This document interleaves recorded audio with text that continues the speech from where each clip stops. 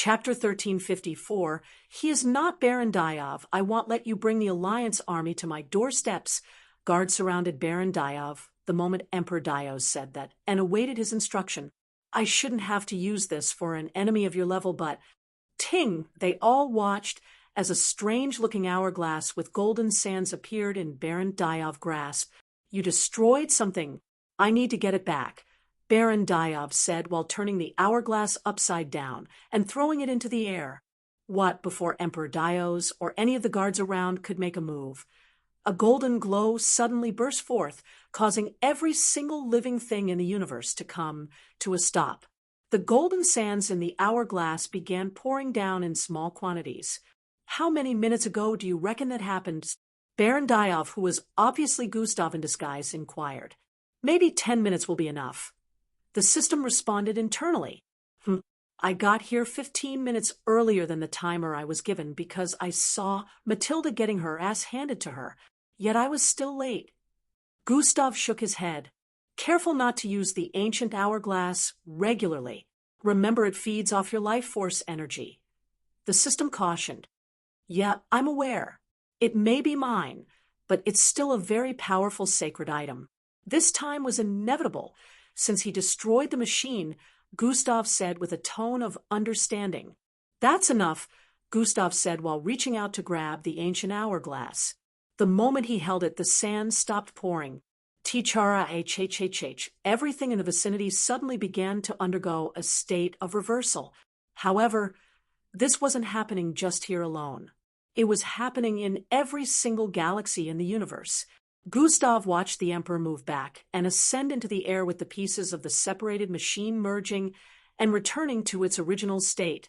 Twenvik's limbs also returned with the exception of his right arm as he ascended across the air, with the machine in his grasp. Time soon rewound to the point where Twenvik was back on the ground with a missing arm, and Emperor Dios had the machine in his grasp. It's slowing down. I thought you said 10 minutes will be enough? Gustav questioned with a tone of dissatisfaction. Looks pretty okay to me. The system answered. The creator of the machine was already killed here, Gustav pointed out. So, one could picture the system shrugging its shoulders with the tone used. I have to use this again then, Gustav voiced while holding up the hourglass. Don't. Didn't I just warn you about frequent usage? The system opposed with a strong tone. He is still going to be dead when time resumes, Gustav stated. What does that matter? You can operate the machine. If Twenvik, who has no prior experience with technology, could do it, what stops you from succeeding? You can't be that stupid, or can you? The system voiced with a tone of apprehension. That's not the issue, Gustav answered. Don't tell me you're starting to become benevolent. Don't play God at your own detriment, Gustav. Let the dead lie, the system added. Shut up, Gustav stepped forward while lowering his hand as the ancient hourglass vanished. Time was about to resume. He arrived before Emperor Dios, who was still in a paused state, and yanked the separator machine from his grasp. In the next moment, time returned to normal, and at this point Emperor Dios was speaking. I will have your families lined up to watch you all suffer the consequences of going against my rule. You will all be stripped of clothing and tortured before the general public. I will have the rabble of beasts pluck out your eyeballs and feast on your ints. He suddenly paused as he noticed something. His hand was empty. Where is the machine? Emperor Dios wondered out loud with a confounded expression. It was at this moment that everyone noticed a new person in their midst. Is that? Twenvik and Tolda's eyes both widened at the same time. The newly arrived person had a cone-shaped head with one large shade on his face. His 7-feet figure had a majestic dark cloak draped around him. The white robe on the inside that wrapped tightly around his frame looked so exquisite one could almost see their reflection on it, and he stood a few feet away from Emperor Dios with the separator machine in his grasp. Baron Diov, what are you doing here? How do you have that? Emperor Dios instantly became alarmed. Not only was he unable to sense Baron Diov's presence until a while ago, he also couldn't comprehend how the machine was taken from him. so easily without him noticing. He knew investigators were always powerful, but not this powerful. I am just answering your question. You asked me how I intended to rescue them, as Baron Diov spoke. Emperor Dia's face was filled with confusion as he tried to recall them having any conversation like that. This is how. Baron Diov tapped on multiple buttons on the separator machine, and in the next instant a small green light displayed activate. New. Emperor Dios moved swiftly in a bid to stop Baron Diov, but before he could even take a step forward, Omicron M tap. Thwyish, the machine sent forth a surge of white energy that spread across the surroundings in an instant.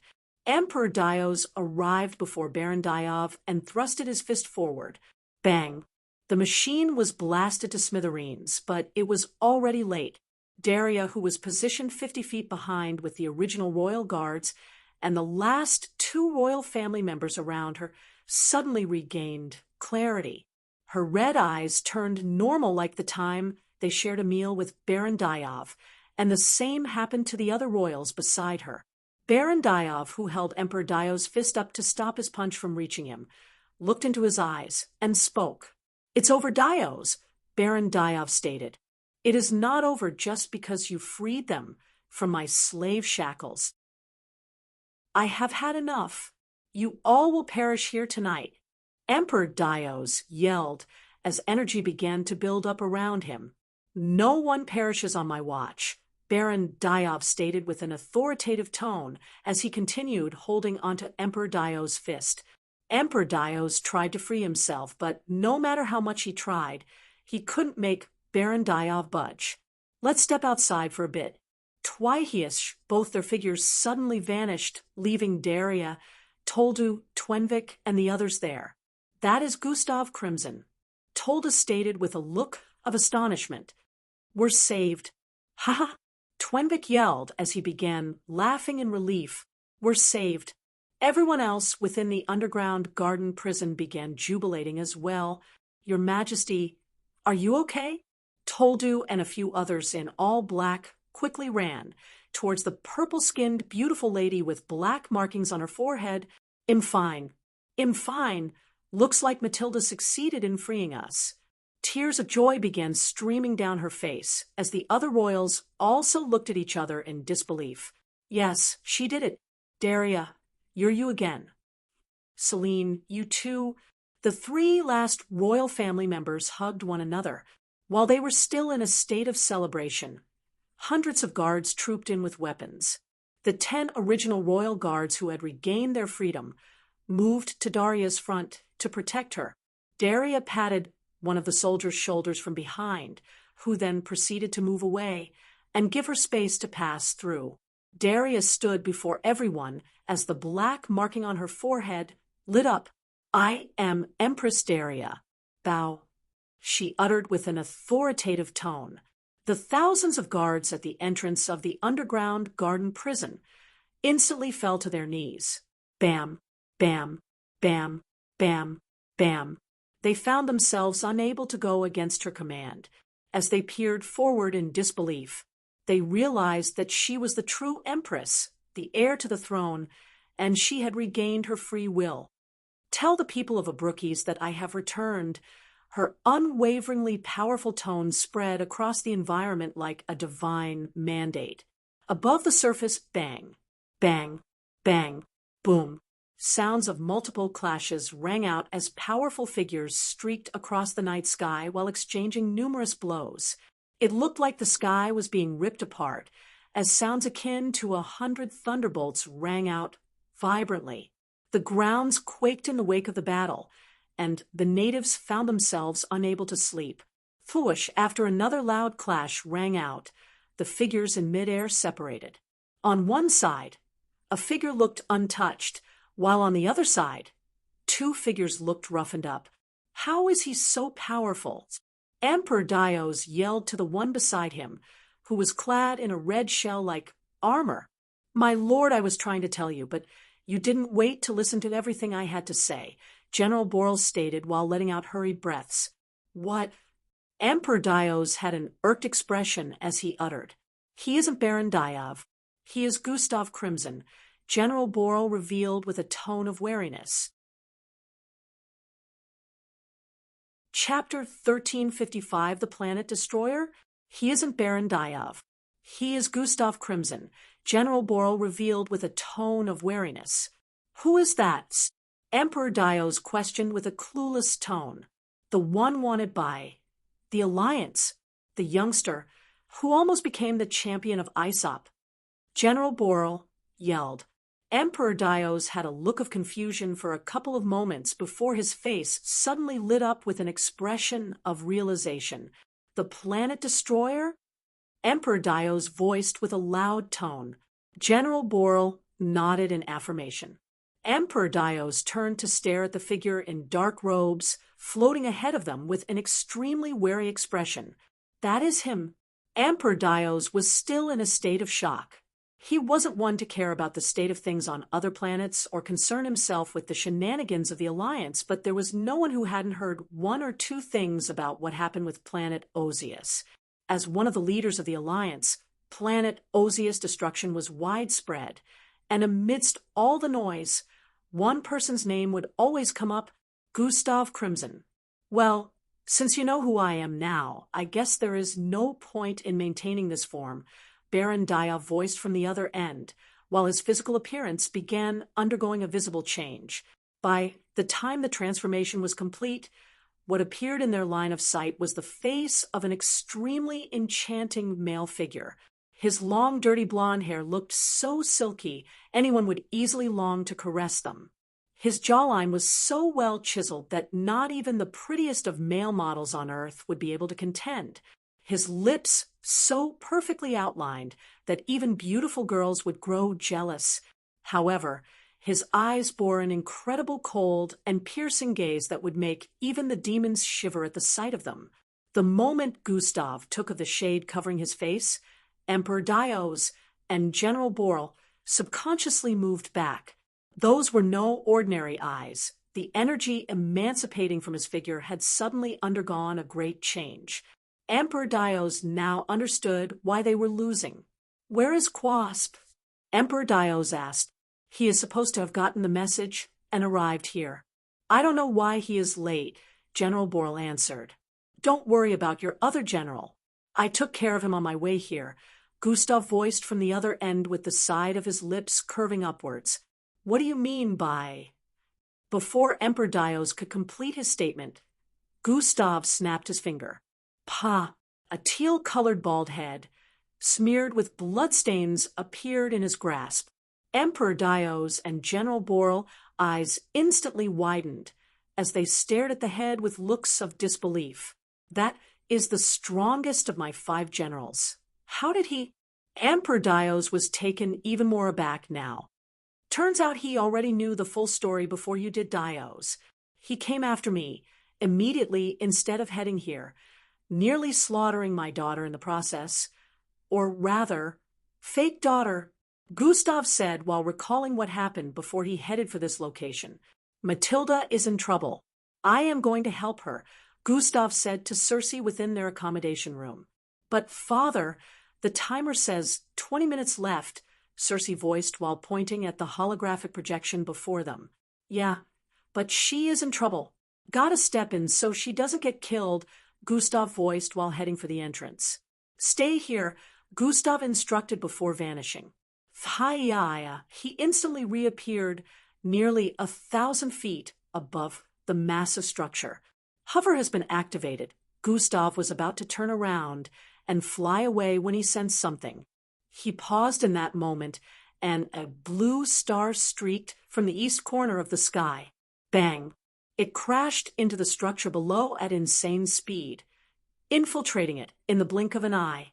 A powerful surge of energy had sent everything within a 10,000 feet mile radius flying. The mountains around crumbled and intense winds blew across the place, leaving only a bit of the accommodation area left.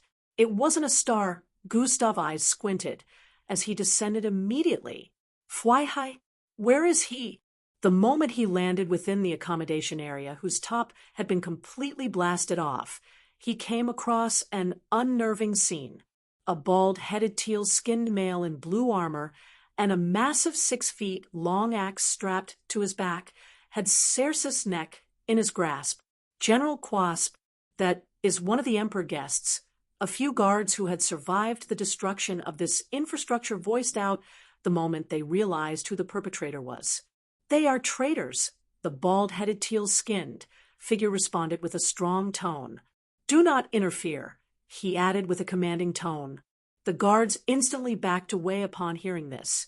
Cersei was held against a cracked wall as she struggled to free herself from his grasp. Frost had spread from her body to that of General Quasp's, but he remained unaffected by it. "I said, where is he?" General Quasp inquired once more with a tone that left no room for negotiation. Gustav stood a couple feet behind them, but didn't move. Instead, he watched the scene with a curious glare. "I do, and he know—" Cersei coughed multiple times while trying to get words out. "You will meet your maker if you don't tell me where he went right away," the bald-headed teal-skinned male figure stated once more. Cersei's entire body was emitting a lot of frost at this moment, and even the vicinity had ice all over, which were turning into spikes. Thrih, thrih, thrih, massive icy spikes formed in midair and shot towards the assailant in the next moment. Bam, bam, bam. Despite their size and incredible power, they all got smashed to pieces the moment they made contact with the assailant's back. Such weakness, do you believe the likes of you could cause even me even the slightest injury? Ha ha, fool. He laughed maniacally before tightening his grasp around Cersei's neck and leaping into the air. Fwai-hi-hi-hi. They ascended up to 10,000 feet across the air in an instant, piercing through the night clouds like rocket launchers. Gustav looked up with an indifferent expression as he noticed their descent. Thwoosh, General Quasp had Cersei face downward as they descended from the height of over 10,000 feet without slowing. Boom! A large crash rang out, bringing with it a powerful shockwave that sent a blast so strong everything within a 10-mile radius was leveled. Gustav stood in the midst of this destruction as everything around him was obliterated. His robes flapped intensely, but he remained unscathed. He remained in a state of levitation as he stared down at the destruction before him. A large crater was situated below, which he proceeded to descend into. In the middle of the crater was General Quasp atop Cersei, with his hand still wrapped around her throat. The frost surrounding Cersei's figure shattered, revealing her bloodied body. She was bleeding from her head, eyes, nose, and mouth. It also seemed she had shattered a lot of bones internally.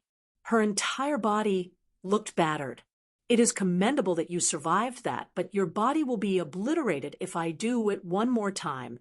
General Quasp ignored her hurried breathing and brought his face close to hers before asking once more, "Where is he? Tell me if you wish to survive." Cersei's mouth opened slightly before turning into a smile. "Hi, hi, hi." She giggled lightly, causing General Quasp's face to light up in anguish. "Are you laughing at me? Such insolence! I will hack you to pieces and feed your remains to the beasts." General Quasp yelled while reaching for the axe strapped to his back. The massive 6-foot axe instantly lit up with a blue glow the moment he grabbed it. He raised it and swung it downwards at Cersei's figure, separating her into two halves. "Ha!" General Quasp uttered as he noticed that he only thought he swung the axe down successfully. His hand was still raised with the axe in his grasp, and Cersei was still underneath him alive. He tried to lower his hand, but no matter how much he tried, he was unable to. He slowly turned his face around, and that was when he spotted the figure, the person he had been looking for all this time, Gustav Crimson. He yelled in anguish, forgetting that up onto a moment ago. He couldn't sense any presence. Gustav, who was still taking on the form of Baron Diov, was a little surprised at the time. He didn't think the opposition was aware of his original identity. However, he still reacted calm with his fingers wrapped around the blade of the axe. He had moved to stop General Quasp from hacking Cersei, since he decided this had gone on for long enough. How powerful is this axe? He voiced while yanking it out of General Quasp's grasp and kicking him forward. Bang. Chapter 1356, the end of a tyrannical reign. General Quasp instantly got sent flying and tumbled multiple times in midair before slamming into the wall of the crater.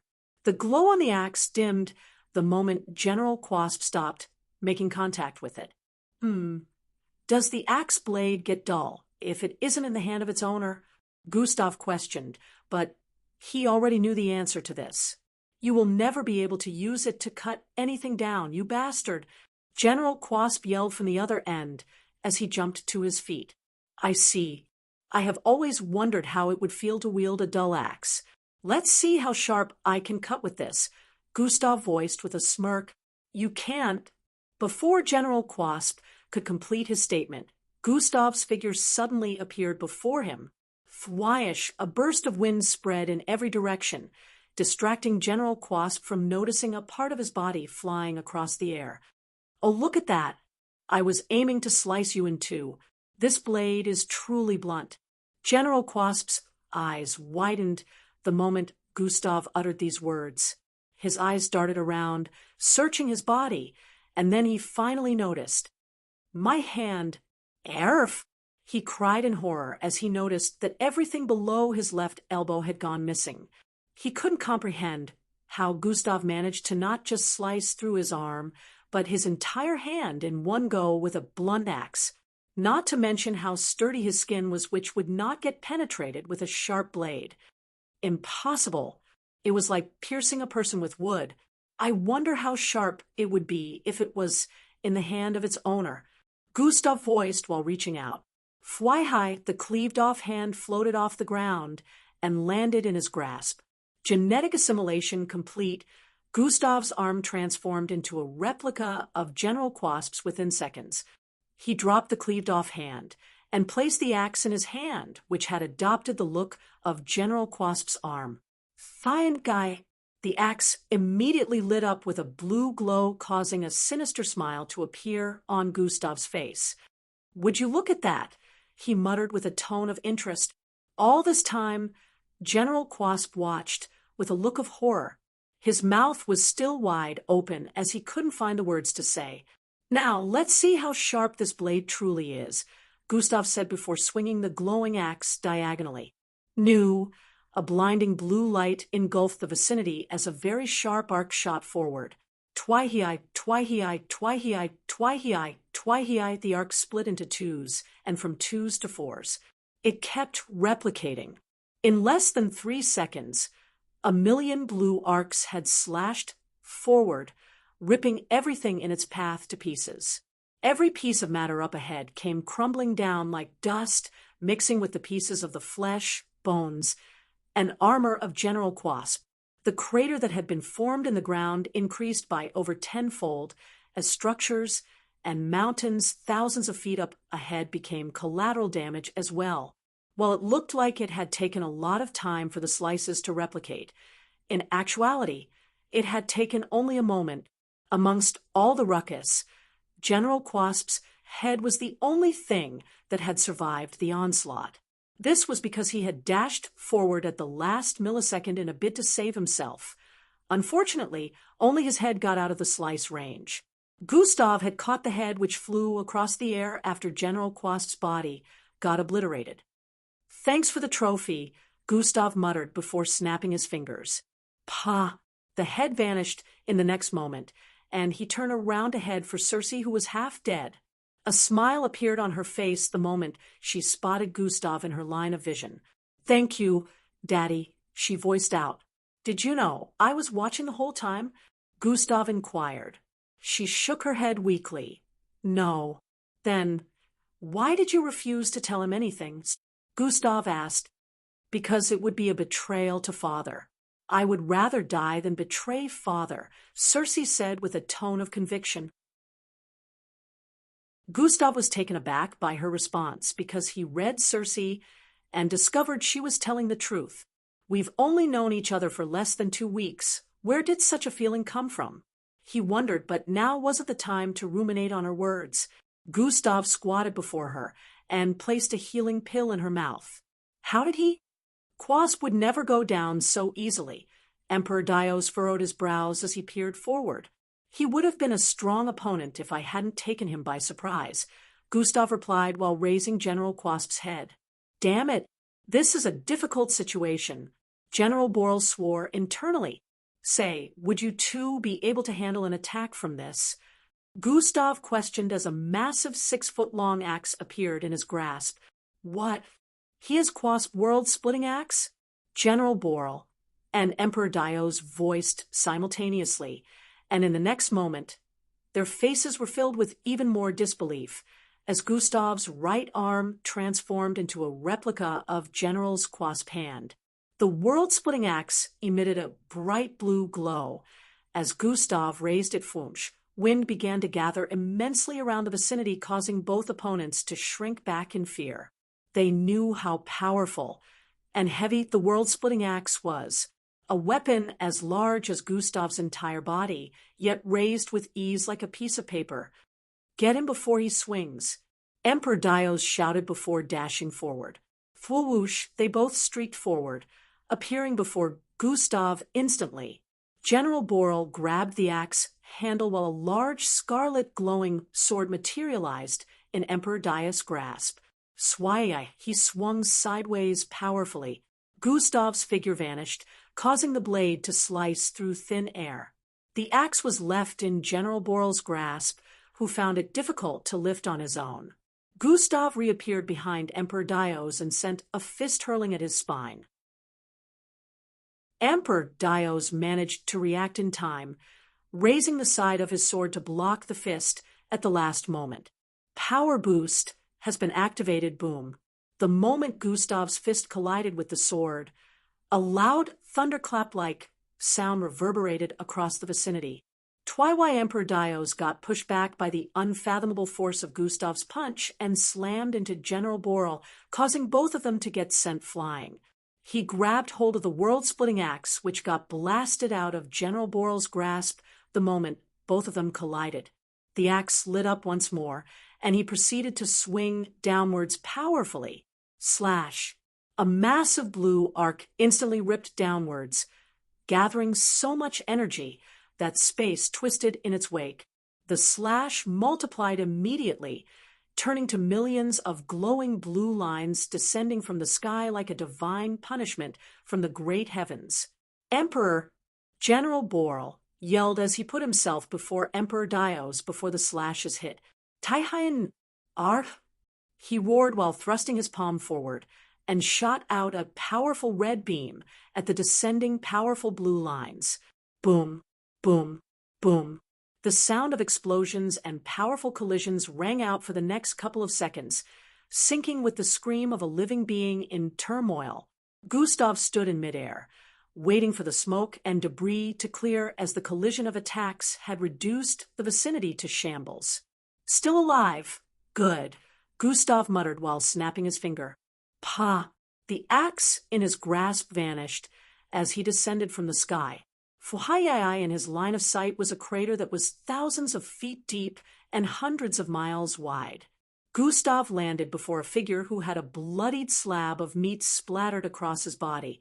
He knelt in place with a visible look of horror.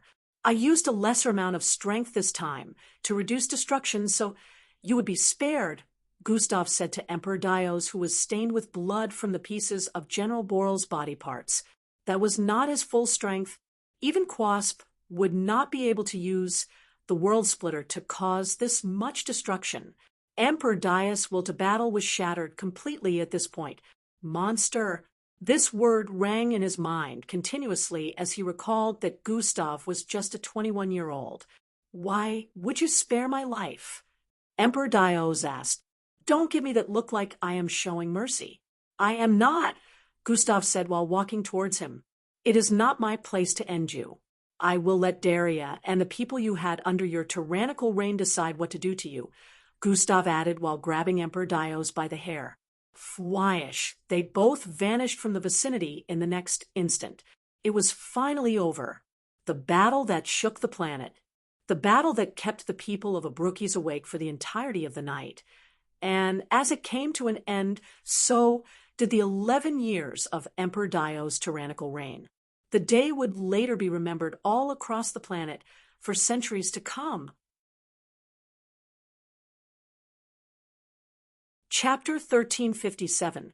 She is a companion's the day would be remembered all across the planet for centuries to come.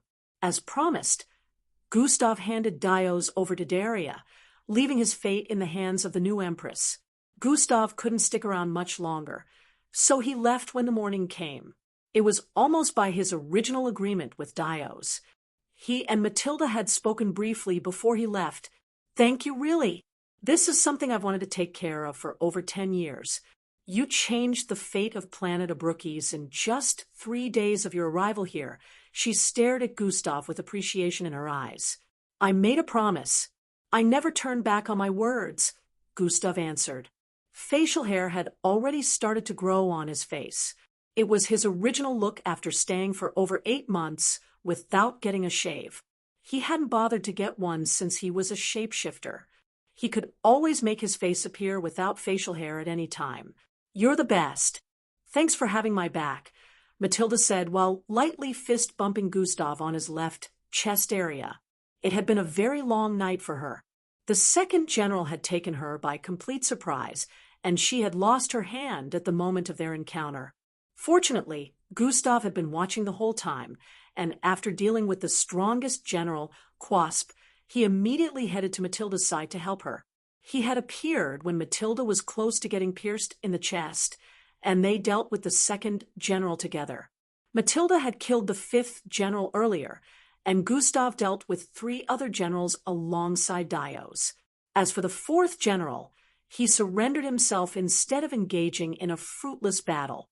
The tide had been completely turned, and the army within the empire all succumbed to Daria's reign. Information spread like wildfire about the former princess taking back control and becoming the empress. The people rejoiced. "Daria wants to thank you personally," Matilda said to Gustav. "I have to leave. I was meant to rendezvous with Endrik 5 days ago." Gustav shook his head. "You can't hold on for one more day?" The people of Abrukes would want to thank their savior. Daria approached from up ahead with guards. It would seem she had heard Gustav's response. "Nah, I didn't do this for the glory. I would rather they don't know my name. Also, impressed for time. I have a lot of important matters to attend to," Gustav said with a deep tone. "You are really just as Matilda described. It is an honor that I ever got to meet you, Gustav Crimson. I wish we had more time to get to know each other, but I understand your plight." Daria spoke sweetly while extending her hand for a handshake. Daria was 8 feet tall, so Gustav had to raise his head a little to match her eyes. "I trust you will do better than he did." Gustav returned the handshake while speaking.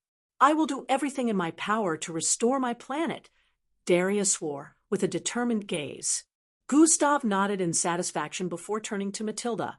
"I'm leaving. Endrik should have some information for me on that matter," Gustav said to her. Matilda turned fidgety as she heard that. "Don't worry, you can still stay here and help out till we actually come up with a way to save her. You don't need to come with me," Gustav added. "I'm worried. What if we never?" Before Matilda could complete her sentence, Gustav stopped her by placing his hand on her shoulder. "We will save her and Falco. No matter how long it takes, we will," he said with a tone of reassurance. Matilda relaxed a bit after hearing this, but still couldn't hide her teary eyes. "I have to leave now," Gustav reminded me. Thuria, a reddish feminine figure about 5 feet tall, phased out of Gustav. "Finally, I can get a breather. Enough of this sentimental discussion. Let's go." The teenage girl with long red hair spoke with a tinge of annoyance and rudeness. Daria and Matilda both voiced out simultaneously as they noticed the short redhead. "Who is she?" Matilda questioned while moving around the teenage girl. Daria also lowered her body a bit to touch the face of the teenage girl. They ignored her rudeness and instantly found her adorable. Her big round eyes and smooth skin made her look like a life-size doll. She's a companion, Gustav answered while rolling his eyes. So cute, Daria muttered. Companion? I literally live in you, dumbass, the teenage-looking girl yelled. Gustav, just how long have you kept this companion from us? Matilda said while playing with the yellowish ribbon attached to the teenage girl's head, who just stood there with her arms wrapped around her flat chest. Not long, Gustav answered before turning away. Humph. The teenage-looking girl nearly gnawed at him. Anyways, gotta go now, Gustav answered while walking away. May your journey through the galaxies be safe, Daria voiced from behind. See you soon, Gus, Matilda yelled from behind while waving. Gustav paused after reaching a distance and turned his neck around. You coming? You'd better let me roam free next time. The system pouted before following after him. She walked very briskly, surpassing him in the distance after just a few seconds. She really became more troublesome, Gustav voiced internally. I can hear you, she yelled from up ahead. Get out, Gustav stated before stepping forward. Daria watched them leave with a feeling of great appreciation in her heart. She would never forget that night. The night she got freed. I have to live up to his expectations. Earth bang. A loud crash rang out within an office as a man stood before a table that had been split apart with his fist lowered. He was clad in a very expensive-looking green suit and had glasses on. It has been over 8 months, and the MBO keeps giving me the same excuse. The man who had 2 large bodyguards behind him stated with a tone of dissatisfaction. I must ask you to calm yourself, sir.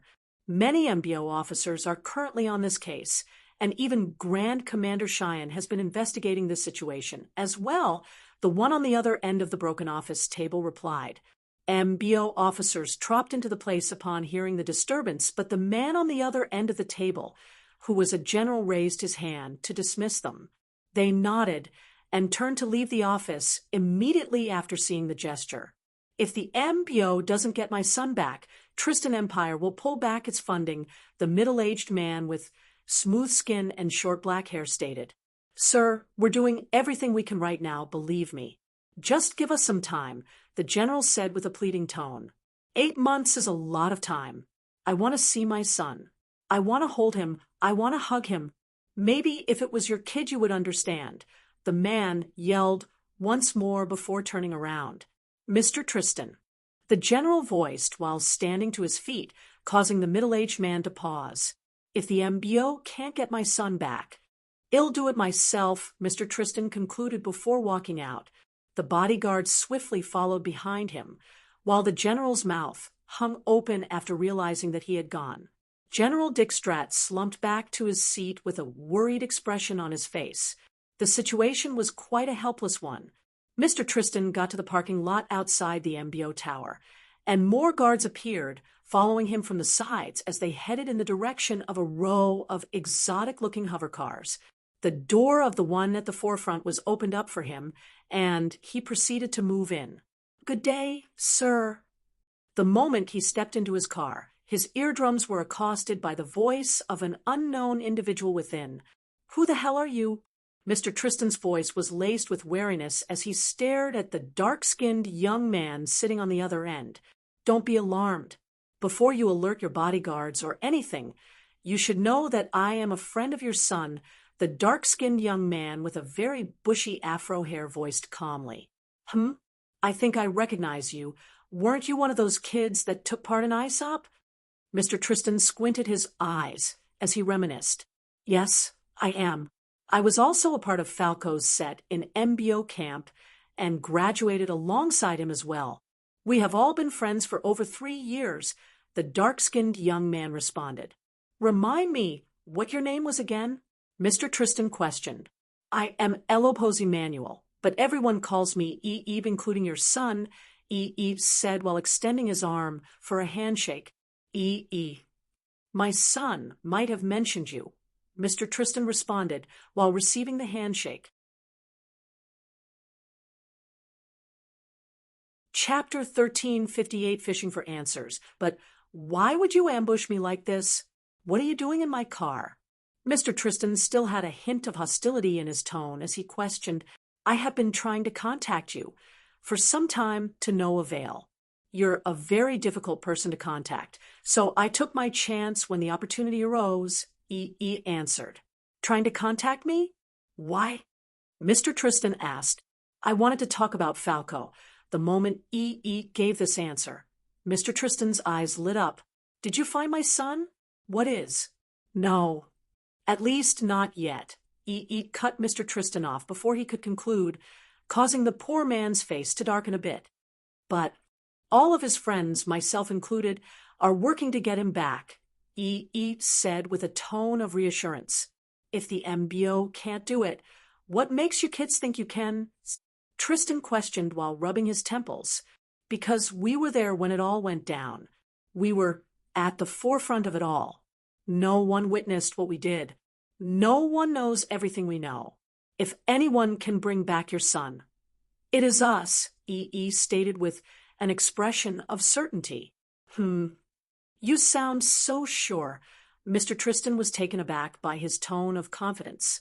That's also because we have someone on our side, someone who the entire universe longs to acquire. Who is? Sir Tristan, the major reason you and I need to talk is based on the origin of your son. If we wish to get Falco back, I need to know everything. Mr. Tristan paused with a slightly confounded look on his face before replying. Okay. What exactly do you mean by origin? Is Falco truly your son? E inquired with a tone of suspiciousness. What sort of idiotic question is this? Look at my face and tell me you don't see the semblance between me and my son. Of course, he is my son, and I do not doubt that. Mr. Tristan yelled loudly. Calm, calm, calm. A loud knock on the side of the tilted window caused things to quieten a bit. What is it? Mr. Tristan asked with hostility in his voice. Sir, are we not leaving? A bodyguard asked from outside. Not. Mr. Tristan was about to respond when E butted in. I think it's better we take this discussion to a more secluded location. You're going to want to hear what I have to say about Falco, E said with a cryptic tone. Let's go. Mr. Tristan gestured at the bodyguard. In deep space, a spacecraft navigated through an area of brownish space dust. Fly-high, the sphere-shaped spacecraft swerved as a bunch of gray asteroids fritzed past. The spacecraft was moving at such incredible speed, and it took a lot of navigation to get past the asteroids without taking on any damage. The blazing bluish light shooting out of the side of the spacecraft was the only source of illumination in that part of space. After a couple more hours of drifting across space, a bunch of gloomy, icy-colored stars could be spotted in the distance.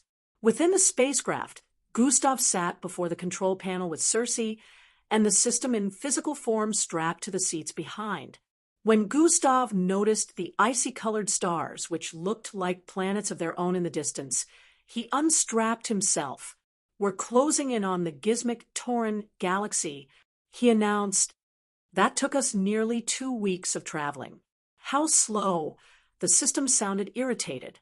If you had a faster means of travel, why didn't you provide it? Gustav made a low sking sound with his tongue after speaking. Are we there yet, Daddy? Circe questioned. No, we still have a long way to go, but it shouldn't take us more than a day, Gustav answered. Circe understands. Circe nodded. This is your chance to go back to planet Vespa. If you want it, I could send you back there right now, Gustav added quietly. No, I want to stay with you. Circe shook her head. Are you sure? You most definitely have free will to go with whatever you wish, Gustav asked her again. Yes, I am sure, she responded with a tone of certainty. All right then, Gustav said before turning around to head back to his initial sitting area. He suddenly paused as he thought of something. You're still too weak as you are, he said while turning around and walking back towards Circe. Here is a little reward for being a good girl, Gustav said while placing his hand on her head. Bloodline upgrade has been activated. Circe had a look of cluelessness on her face till she felt power flowing into her. Earth, and Mr. Tristan could be spotted sitting in a luxurious living room. It was incredibly large and furnished with expensive decor. There was a large statue in the middle of the living room of a man in a suit, holding onto a walking cane. The statue was nearly 30 feet tall, with the ceiling of the living room being even higher in height. It was carved out of high-grade gems and had pristine, transparent water trickling from the tip of the walking cane into an exalted mini pool of sorts. The stairways were positioned on the far ends of the living room with an elevator area on the east. If wasn't in a serious conversation with Mr. Tristan at the moment, he would have been admiring the incredible view in front of him. If Falco was here right now, I would have called him a lucky rich bastard for growing up in a place like this.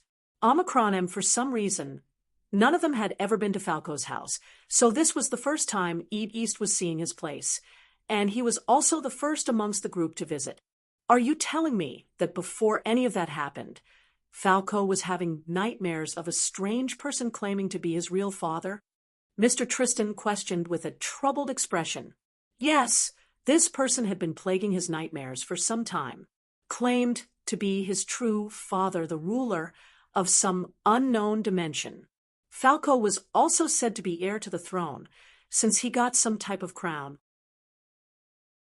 We know it wasn't Falco just being paranoid and imagining it because Gustav Crimson personally witnessed the physical manifestation of the crown, answered. Gustav Crimson? The universal fugitive? Mr. Tristan said with a look of skepticism. I know how it sounds, but the world seems to have forgotten that he saved the earth more than once. Also, he fought to protect your son so many times. He is the reason the rest of us managed to make it back to Earth safely. So, before you try to discredit him with the lies the Alliance is spewing about him, remember his deeds. Responded begrudgingly. I know he is someone my son values and respects because just as my son has mentioned your name before, he has also mentioned that of the youngster, Gustav Crimson, but did he truly destroy planet Osius? Mr. Tristan questioned, his eyes denoting suspicion. No, it is all a setup because they realized what Gustav is capable of, and everyone now wants him for themselves, answered before explaining. Planet Osius was attacked by underlings of this person who is also responsible for taking Falco and our other friend. This was another way we confirmed that Falco wasn't just having nightmares. He was having an encounter with whoever that being was, and that being destroyed planet Osius because he wanted to take Falco and kill Gustav. Mr. Tristan had a more troubled look on his face as he clasped his palms together and lowered his head. What exactly are we dealing with here? Mr. Tristan questioned in a low voice. We haven't completely figured it out yet, but it isn't an easy opponent. I need you to tell me everything about Falco's origin. Is there anything you're hiding? It could help us in getting him back, requested thoughtfully. I don't know what to tell you. That boy is my son, and I never doubted it for the last 20 years since his birth. My wife, she is incapable of. I am not accusing your wife of anything, chimed in before it could breed a misunderstanding. I am asking if you remember any weird occurrence years ago, maybe before his birth or after his birth. Could be anything. Just try to remember.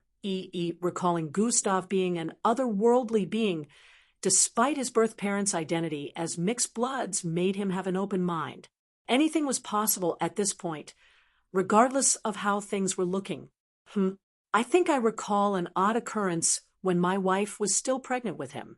I never really thought much of it till you mentioned this, Mr. Tristan said with a reminiscent look. Chapter 1359. What a pretty space bird. I think I recall an odd occurrence when my wife was still pregnant with him. I never really thought much of it till you mentioned this, Mr. Tristan said with a reminiscent look. What is it? Asked with a tone of curiosity. In deep space, Gustav stood before a sleeping Circe with a conflicted expression.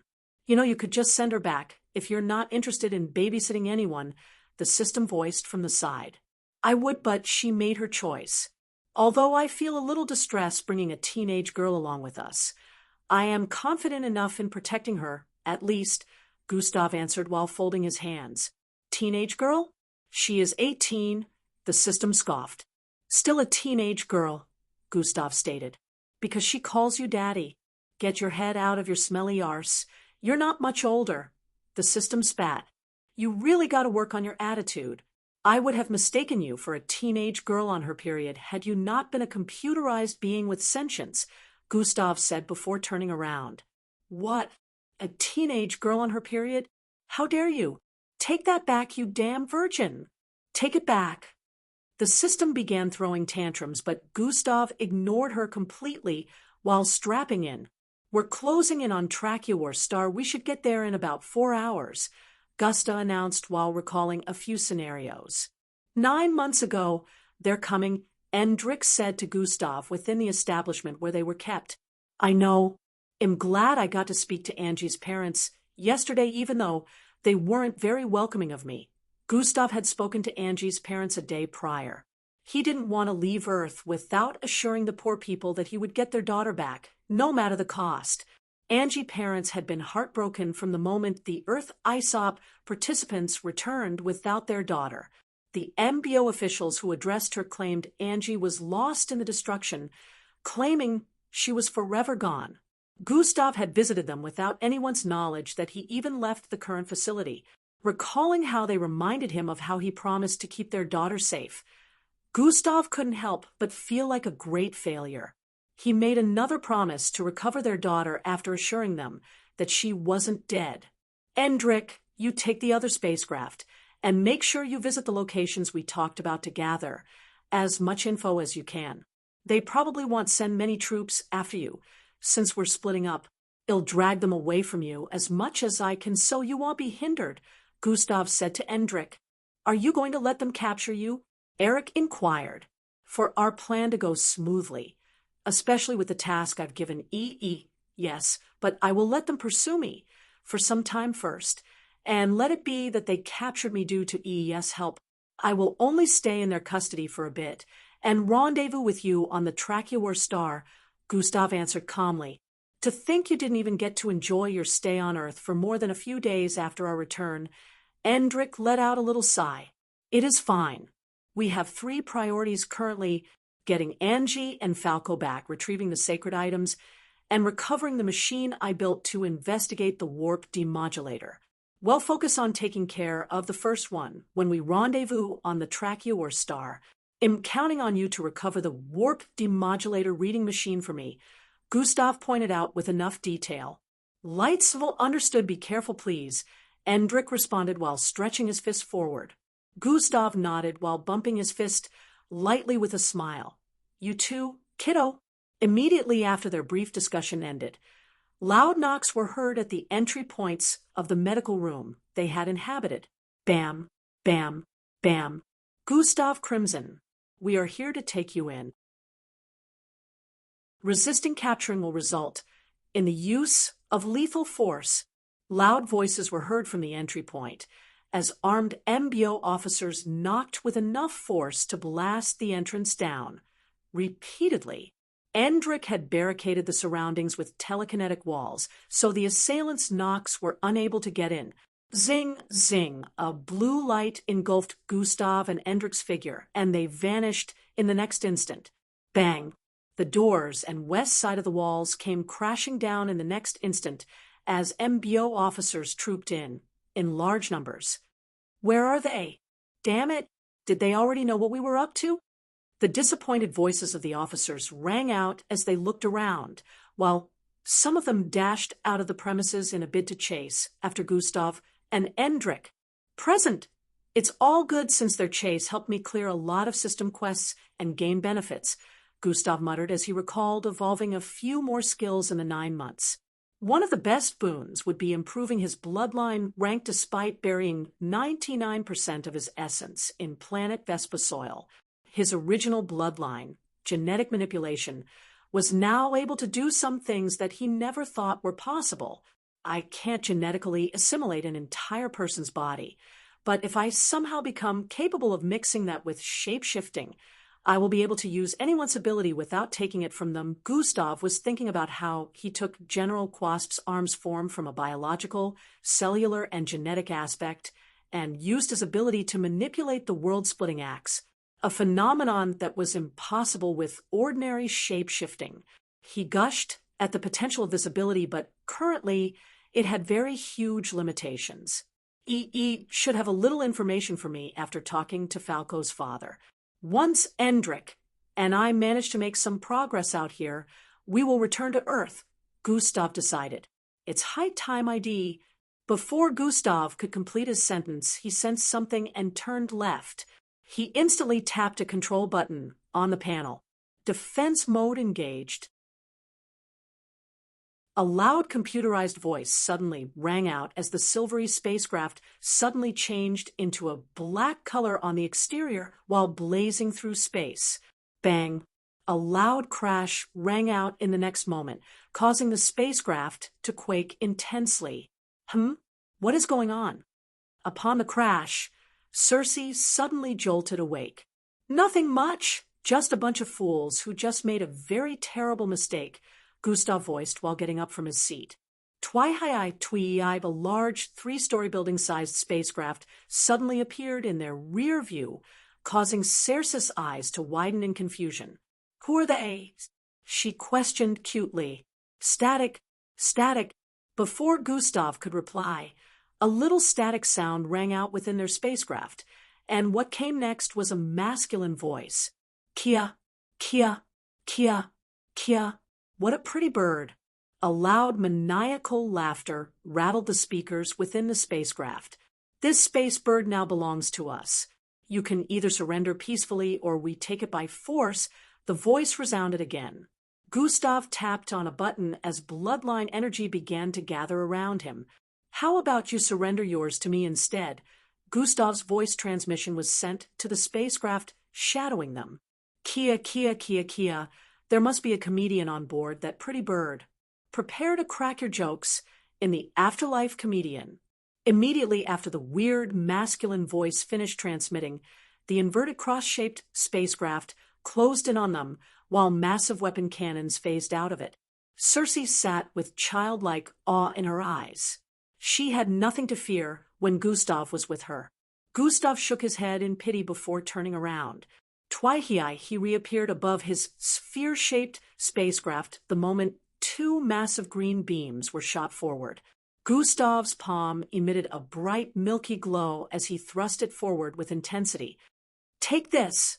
The mighty glow made contact with the first massive green beam. It was like an ant had just made contact with an elephant because of the disparity in their sizes, but in the next moment, the beam began to twirl. The beam on the left vanished before it could even make contact with the spacecraft, while the one on the right continuously ripped forward. Who the hell is that person? Within the control room of the other spacecraft, an unknown group watched with their jaws dropping to the floor. Gustav leaped forward at this point, tearing through the second incoming green beam with his bare body.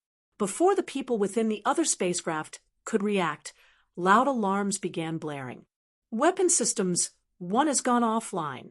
Weapon System 2 has gone offline. Weapon System 3 has gone offline. It was almost like everything was happening at the same time as the space bandits noticed from one of the footage that Gustav was ripping the weapons out of the spacecraft like they were nothing and flinging them away. Deploy Star Charge now. The one in command yelled. But boss, we will lose some compartments, one of the subordinates voiced cautiously. Do it now. Their boss couldn't spare the decision a second thought as he witnessed what the monster before them was doing to their spacecraft. Star Charge is activating. 3, 2, 1, a bright, fluorescent-colored light suddenly engulfed their side of space.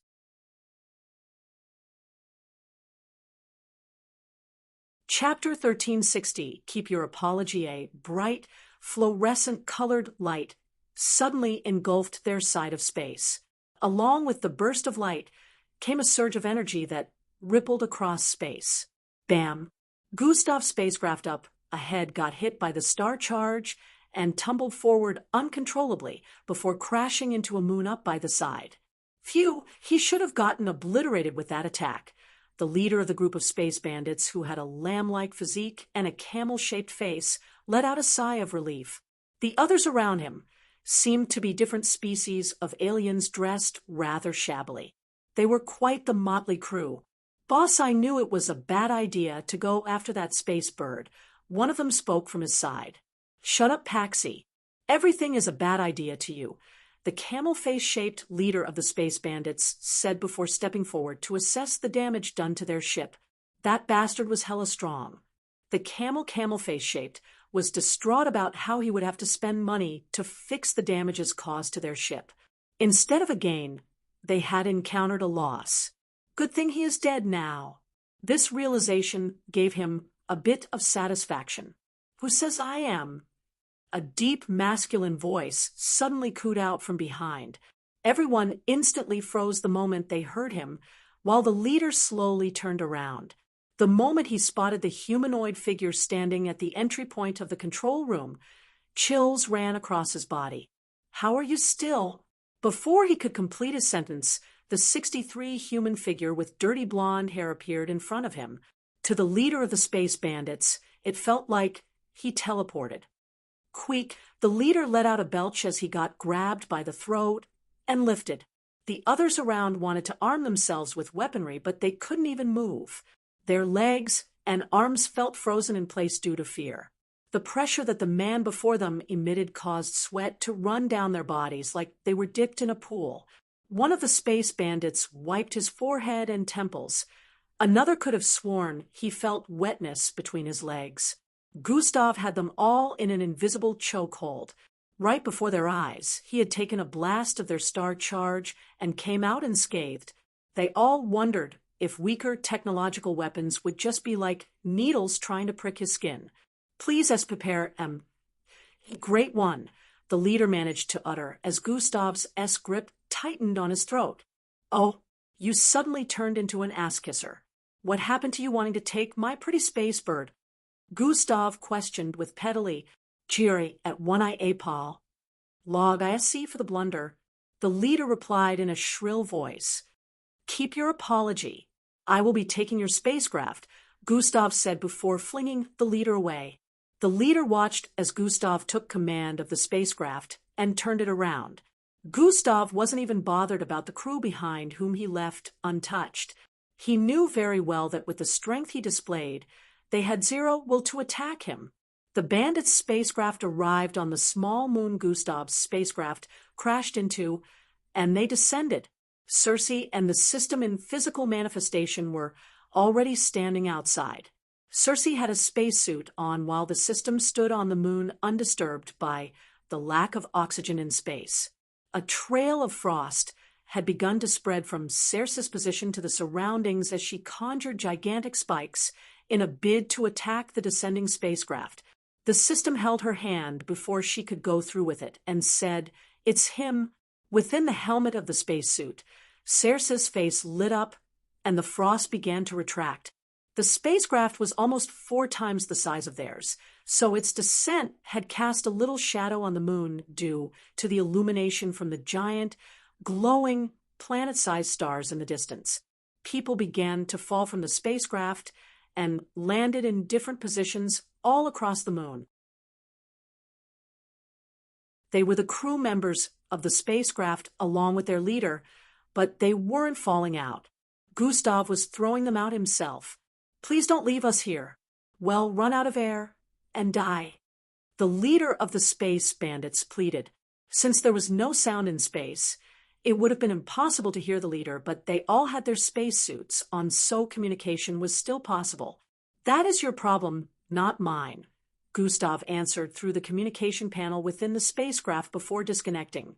The leader and the other crew members kept pleading, but Gustav ignored them. Circe was beamed up alongside the sphere-shaped spacecraft, while the system just appeared within since Gustav was already inside. The spacecraft zoomed off in the next instant, leaving the former crew in place.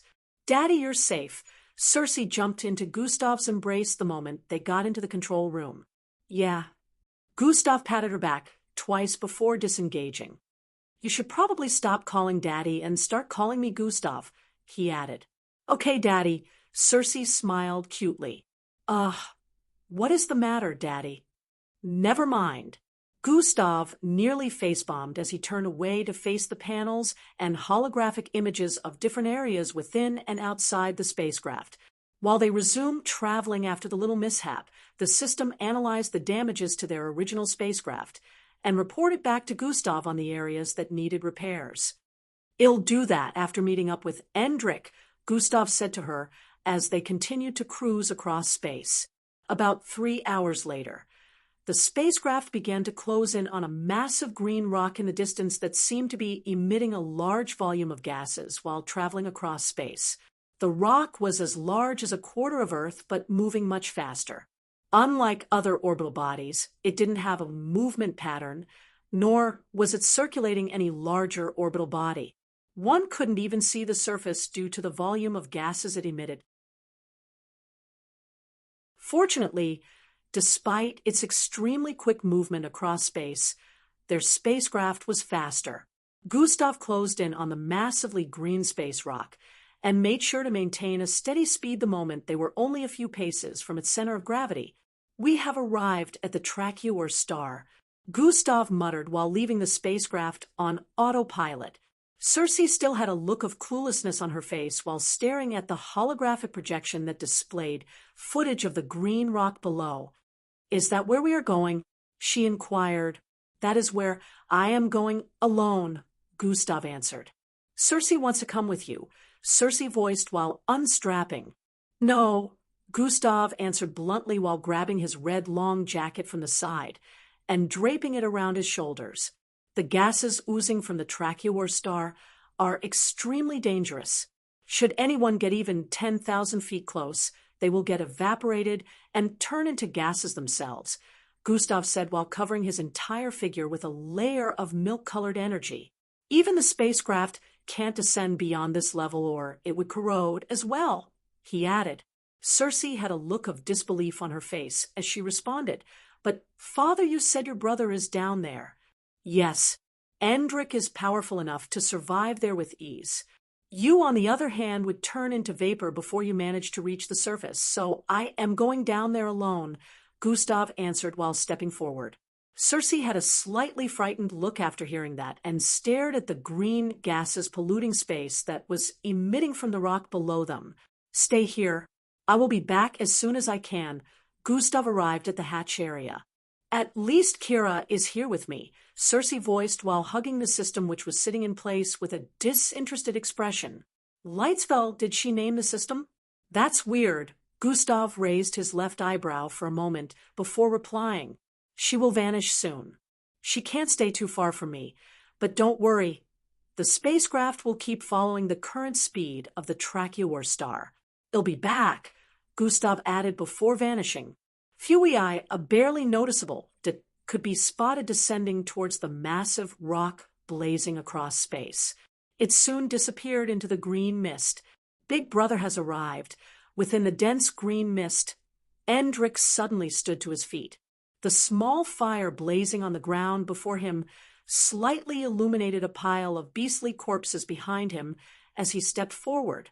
Fuerub intense wind suddenly surged forth, clearing the mist across a radius of 10,000 feet. At the far end, Endrik could spot a humanoid figure charging at him with great speed.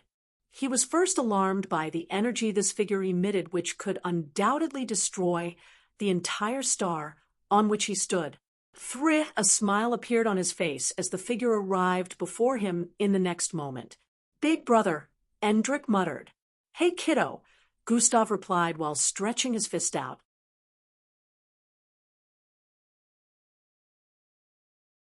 Chapter 1361 Catching Up on the Tracheor star. Endrik reached out and exchanged a fist bump with Gustav. Maybe I should be the one calling you Big Brother, Gustav added after noticing the facial hair on Endrik's face. They both started chuckling almost immediately afterwards as Gustav wrapped his arm around the back of Endrik's neck before pulling him in. Moments later they sat before the fire and began catching up. Did you really slaughter half the population of the beasts on the Tracuor star? Gustav said with a look of astonishment as his senses spread across the entire star. They wouldn't stop coming, so I had to use them as a wall, Endrik answered bashfully. From what Gustav could sense, there was a circular wall barricade around them at the moment. The barricade was made from the corpses of the beast Endrik had slaughtered. Gustav had to jump over a side of corpses that was hundreds of feet tall before he could arrive within the barricade to meet up with Endrik. The space within covered more than a 20,000 feet radius, which went on to show just how many of these creatures he had slaughtered since he had arrived there. On the bright side, the barricade did its job of deterring any beast from approaching. Seeing the pile of corpses was enough to tell them that this was a restricted area. I'm sure you must have lost count of how many came at you. Gustav shook his head in pity for the poor creatures. However, he was inwardly proud of his little brother's progress. At least I was able to gather the 8 tartan hearts needed, Endrik answered before pointing his finger in a particular direction. Sing, sing, sing, sing, sing, sing, sing, sing. 8 massive building-sized organs appeared in a lined-up format behind Gustav. Good job. Gustav nodded in approval. You keep praising my deeds and improvement, but I pale in comparison to yours. I sensed your energy earlier. It felt like being in the presence of an alpha, Endrik said with a tone of adoration. Matt, I may have improved a lot in strength, but you still did way more than me in these last 9 months, Gustav replied. Not at all. You got chased down by the MBO, got caught, escaped, got chased again, and this time from planets under the Alliance, fought them off, kept fleeing, arrived at planet Vespa, and retrieved the ancient hourglass, all while improving your strength and abilities. You did a lot. Big brother, Endrik listed out. You went to the hashtag RK point to get the 3rd sacred item, then came all the way here to acquire 8 tartan hearts required to get information on the other dimension Angie and Falco got lost in, and not to mention the fact that you traveled past 17 galaxies to retrieve the machine I created to read the flow of the warp demolator. Gustav also listed out the things Endrik had been up to since they separated. About the machine for the warp demolator. Endrik stopped Gustav before he could continue. What about it? Gustav inquired. Zing, a chunk of an oddly shaped item appeared in between them. This is what I recovered, Endrik said while pointing at the head-sized device. Where is the rest of it? Gustav questioned. Endrik shook his head in response. This was all I saw. I was confused as well. Gustav reached out to grab the device, which was obviously half of its original size, and tapped on the buttons attached to the sides multiple times. Either something tampered with this, or... The warp demolator appeared there. Gustav muttered with a suspicious look. Big brother, I don't understand what this warp demolator thing is supposed to be. Endrik had a look of confusion on his face. It's a long story. It'll just insert the information into your mind, Gustav voiced while getting to his feet. Mental manipulation has been activated. Gustav placed his index finger on Endrik's forehead, and information began to flow into his mind. After a couple of seconds, Gustav retracted his finger and took a seat back on the ground. So, besides the current predicament of the one who shall not be named and Falco, there is still a situation that is currently brewing which could potentially cause havoc in the universe, and nobody is aware. Endrik questioned with a dumbstruck expression. Scientist Ill is aware, and maybe a few others, but the ones in leadership don't really care. They didn't take it seriously, Gustav replied. This makes me question everything. According to what you have discovered, so far, if planet Humbad was never destroyed, why did the Slarkovs lie? Where did the meteors come from? The energies formed that caused the evolution of Earth did not come from planet Humbad's destruction. So where did they come from? Endrik couldn't stop himself from yapping away. That's what I am trying to figure out. That's why I am looking for planet Humbad, since it got moved from its original location in space. There is a place called Dimension 6 on it that I need to locate, and I only have a little over a year left to find it. I still don't know what the warp demolator is, and why it has the capacity to swallow up entire orbital bodies and cough them out in an entirely different location. It is super unpredictable and stealthy, since the Alliance isn't aware of it. Gustav paused as he raised the device in his grasp. This machine would have helped me understand it a little better and predict its appearance to an extent, but Gustav shook his head as he stared at the part of the device that had a missing piece. Can you rebuild it? Endrick inquired. It took me months to create it, and the resources needed are on Earth. I don't have months to spare. Gustav shook his head while recalling all of the things they needed to do. He was also worried that things would end up the same way should he dedicate another couple of months to building it. The chip is gone. It would have given me the information I needed, Gustav voiced before letting go of the device. Who knows why the Slarkovs kept this a secret from the start?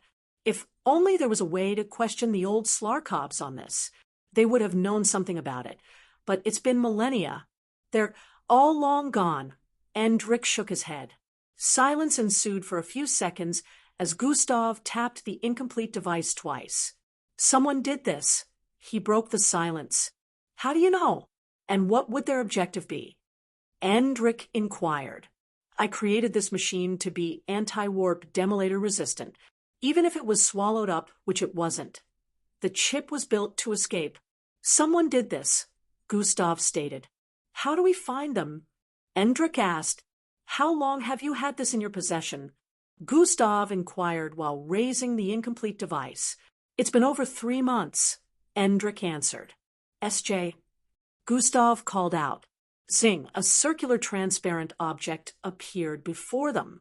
The surface of the object looked incredibly smooth like glass, but one could see a large fluorescent glow within.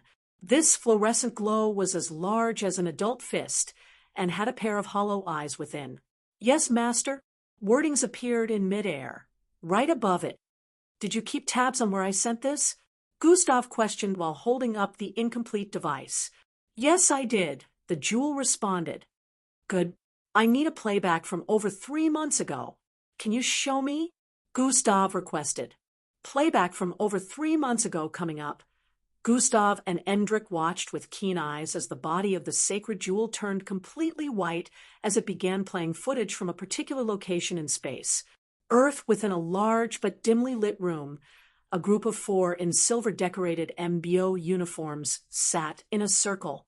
3 were present in holographic format, so their faces were darkened to the point where they couldn't be properly seen, but their uniforms were very visible. The one who seemed to be present physically seemed quite elderly and had a diamond-like shard embedded into his forehead. This is no joke. Countermeasures need to be put in place immediately, Grand Commander Cheyenne declared urgently. Grand Commander Cheyenne. I understand your claims, but could it be that you have gotten rusty? How does a random assailant blast an Alfranked mix blood away easily? 2 of the other 4 Grand Generals questioned. Rusty? Might I remind you 2 of who you're calling Rusty?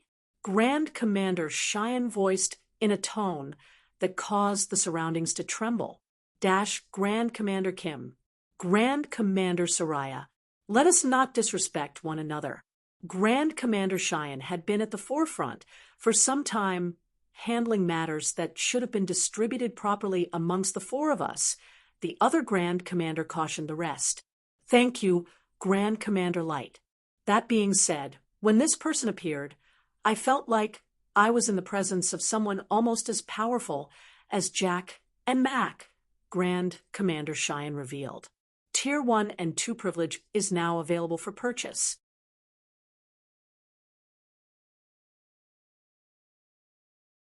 Chapter 1362, The Void Stepper. Thank you, Grand Commander Light. That being said, when this person appeared, I felt like I was in the presence of someone almost as powerful as Jack and Mac, Grand Commander Cheyenne revealed. What? The 3 other Grand Commanders simultaneously voiced out in disbelief. Grand Commander Cheyenne, are you certain of this? Grand Commander Light questioned. He looked completely baffled. I would not have called for this meeting if I wasn't. This could become a great threat if countermeasures are not put in place, Grand Commander Cheyenne answered. You said almost as powerful as Jack and Mac, but almost still means their strength is not up to par. We shouldn't be too worried since Jack and Mac would be able to take care of them if needed. Grand Commander Soraya's feminine voice resonated unperturbed. Anyone on that level of power, which is beyond the strength of all four of us, is not to be underestimated. It seemed like they came for the Death Angel, and I can guarantee you they would have gotten the creature if they didn't suddenly vanish. Its impromptu appearance is one that was most certainly unexpected, considering how easily they broke into the underwater lab, under the nose of over 100 MBO officers, and easily overpowered me. There is no stopping them from doing that again, despite the change in location of where the creature is held, Grand Commander Cheyenne voiced lengthily. This assailant you speak of, any idea on who they are? Grand Commander Kim inquired. He sounded troubled. I don't know, but I don't believe that being of Earth. They didn't emit bloodline energy. There seemed to be a sort of chaotic energy, mixed within what I sensed some sort of instability, Grand Commander Cheyenne added to this analysis. What does that even mean? Grand Commander Soraya questioned. I don't know. There is a lot that I don't understand.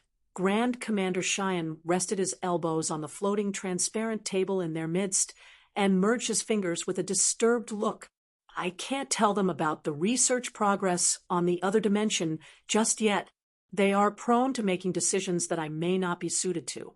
It would be very unwise for us to finally succeed in cracking that dimension open, only to send MBO officers to their deaths. Grand Commander Cheyenne recalled everything Dr. Markle told him. He figured that, with the pride of the MBO, they wouldn't be willing to accept such claims about the pyramid of power within the other dimension, and how they would not survive up to a minute in there. With the Death Angels considered to not be the highest on the hierarchy, yet being 1,000 times more powerful than him, who was supposed to be an alpha, everyone would surely find it ridiculous. Not even Jack was that powerful, and yet he was considered the top 5 strongest beings in the universe based on the New Age rankings of powerful beings under the Alliance that have been active for the last couple of centuries. Grand Commander Cheyenne decided that he would not be informing them of the progress of this research, yet till more information was discovered. From what you have mentioned, Grand Commander Cheyenne, this being was after the Emir Death Angel. Grand Commander Light tried to confirm the current information he was passing. That is the best possible deduction for now. The timing, their pattern, and behavior were all pointing toward that, Grand Commander Cheyenne responded. If there is a possibility that it may appear the second time, we should expect it to come for the Death Angel again. I suggest we call Jack back to Earth and have him guard the current research center where the creature is being kept, Grand Commander Light suggested logically. I agree with Grand Commander Light. If Jack returns, it would be like killing 2 birds with 1 stone. Well, have him protect the research center so the scientists can keep making progress. And if that being was to ever appear again, he could capture them. Grand Commander Kim chimed in. What do you think, Grand Commander Soraya? Grand Commander Cheyenne questioned. Why does it matter what I think when you 3 already agreed with this course of action? Grand Commander Soraya sounded a little disgruntled. Then it is decided. Jack will be called to return to Earth with utmost urgency. Until his arrival, I will keep watch over the new research center, where the Death Angel is kept, Grand Commander Cheyenne stated. Agreed. Do inform us of any progress, Grand Commander Cheyenne. Understood. This meeting is adjourned, Grand Commander Cheyenne announced. Thria, the projection of the 3 other Grand Commanders vanished in the next instant, leaving only Grand Commander Cheyenne sitting in place. He sat in silence within the dimly lit environment for a bit before standing to his feet. Why do I feel uneasy about asking Jack to return to Earth? He muttered with a disturbed look. We are really dealing with something that is beyond us here, but for the sake of our future generations, We need to handle it. Upon saying this, the image of a blonde-haired person appeared in his mind. Sigh, I hope the kid is okay. The Tracuor star. So we're going back to Earth? Endrick questioned with a slightly disturbed look. Doesn't seem like I have much of a choice here, Gustav said while reaching out to grab the sacred jewel, which had just finished showing a long playback that lasted for nearly 12 hours. Fortunately, the 12 hours of playback was sped up, so it packed up to 2 months of footage within, and now the problem had been revealed to Gustav. It was something he never expected to see. He saw himself appear in the footage and tamper with the device. Same hair, same face, same height, same skin color, a literal copy of himself. At first, Gustav suspected it could be a shapeshifter. While shapeshifters were extremely rare, he knew he couldn't be the only shapeshifter in the universe. However, he realized something. Which shapeshifter will be aware of the exact location in space where he kept the warp demolator reading machine? Which shapeshifter would display his exact facial expressions and demeanor to such perfection? And more importantly, which shapeshifter would be capable of using his atomic manipulation abilities to dismantle the device and take the chip? There is only one person I suspect could be capable of this. Scientist Sill, Gustav said with a tone of certainty. The scientist who helped you with the planetary placement, dimensional theory? Endrick asked. Yes, Gustav answered. How? Endrick looked confounded as he further questioned Gustav. Well, I let him stick his needle in me for the betterment of humanity. I guess I shouldn't have done that. Gustav shook his head in disappointment. He really trusted Scientist Sill during the period they worked together, which prompted him to help in creating the Arkham serum using his cells. Gustav didn't expect something like this to happen, and secretly hoped his speculations were wrong, because if they weren't, he would have to deal with Scientist Sill. Endrick could half understand what Gustav was hinting at, so he stopped asking about Scientist Sill, but still, he worried. Then what do we do about the information we were supposed to exchange for 8 tartan hearts? The location of the Zelios Tower is literally in the opposite direction of Earth, Endrick said, feeling conflicted. Let us head to the Zelios Tower first. It shouldn't take us a lot of time to conclude our business there. We could double back to Earth with my dimensional bracelet. 2 stop spatial points should get us to Earth very quickly, but it will run out of energy when we arrive back there. So we will need to be careful and try as much as possible not to get ourselves into a situation where we need the dimensional bracelet to escape, Gustav explained lengthily. It will take us approximately a month of travel to get to Zelios Tower, which means in a month and a few days we should be back on Earth. Endrick calculated. Yes, with the dimensional bracelet, our journey back should only take a couple of moments. So long as we conclude our business in the Zelios Tower quickly, we can get back to Earth almost immediately. Gustav answered with a tone of certainty. To Zelios Tower it is then, Endrick voiced while his body levitated above the ground. Gustav nodded and levitated as well. I almost forgot. Endrick landed on his feet and snapped his finger. Zing, a pair of green and gold-glowing battle boots appeared in Endrick's grasp. The Void Stepper, he said while handing the boots over to Gustav. The boots emitted such an ancient aura of energy that the entirety of the Tracuor star began quaking. It felt like space was contracting around the boots, causing orbital body S to draw closer.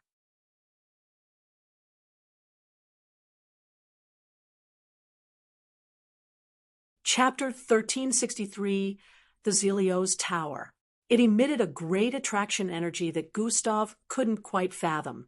Damn, this color is going to make my outfit look bad. Gustav broke the initial silence that plagued the environment after accepting the Void Stepper. There was no doubt that this sacred item was very powerful, but Gustav still didn't know what it could do. Just put it on. You should be powerful enough to use it at your current level of strength, Endrick said to Gustav. I haven't received any information about it in my mind, unlike how it went with the ancient hourglass. Gustav took off his current black designer shoes and proceeded to wear the Void Stepper. To hide him the moment he took a casual step Forward, a blast of energy was channeled from the battle boots. Boom. Ah. Cersei watched the Tracheor star suddenly explode through the holographic projection within the spacecraft above. She dashed towards the control room in horror. Father? Her eyes widened after noticing that the Tracheor star was completely gone. It had vanished from space after getting obliterated. Father? Cersei yelled, once more in pain, but in the next moment heard a voice ring out behind her. When did you birth a daughter? Cersei turned around to spot a 6-foot-tall young man with curly black hair, standing beside Gustav with a look of confusion.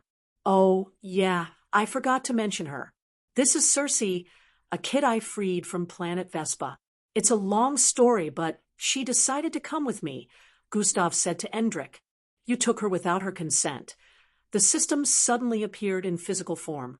Only at first, Gustav said with a wry tone. Endrik already knew who the system was, so he had no questions about her presence here. You kidnapped her? Damn. Big brother. I forgot you had it in you. Endrik shook his head. I did, Gustav did not get the chance to clear up the misunderstanding before Cersei galloped forward and grabbed Endrik's hand. You must be Uncle, she said with a tone of excitement the moment she pieced things together about Endrik being the little brother Gustav referred to in the past. Uncle? Girl, you're older than me. Endrik's face dropped as he pulled his arm from her grasp. The spacecraft soon turned noisy as they began arguing.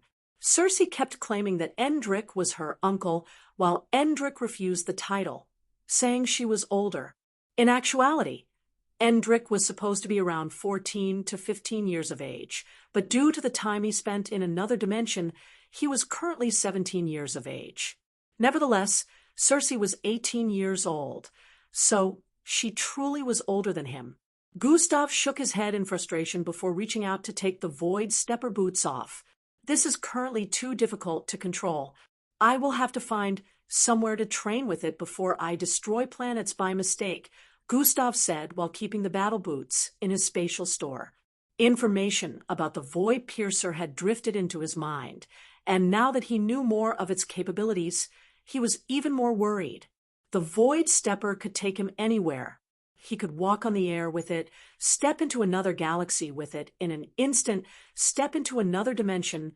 All he had to do was step, and there was nowhere he couldn't go. The only problem with it was the energy it gave off. With this sacred item, he could really destroy planets and orbital bodies by accident if he didn't learn how to use it properly. Just one casual step he took earlier destroyed the entire Tracheor star, a star that had different rare, beastly alien species on it.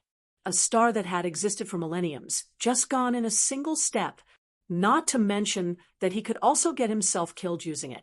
Taking a step forward and arriving in another galaxy was possible with the Void Stepper, but using that type of ability was like breaking through time and space. If it was only over a small distance, it wouldn't have much of an adverse effect, but walking into another galaxy billions of light years away, his body could get blasted to pieces. It was just like driving a car at very high speed and suddenly clamping the brakes for the vehicle to come to a stop. There were bound to be repercussions, which is why seat belts were available for passengers. But in this case, there were no safety measures to keep Gustav safe. His strength wouldn't be enough to do that without suffering dire consequences. His legs would be safe due to the boots, but the rest of his body would bear the full brunt of moving at that type of speed, which was thousands, if not millions of times faster than the speed of light.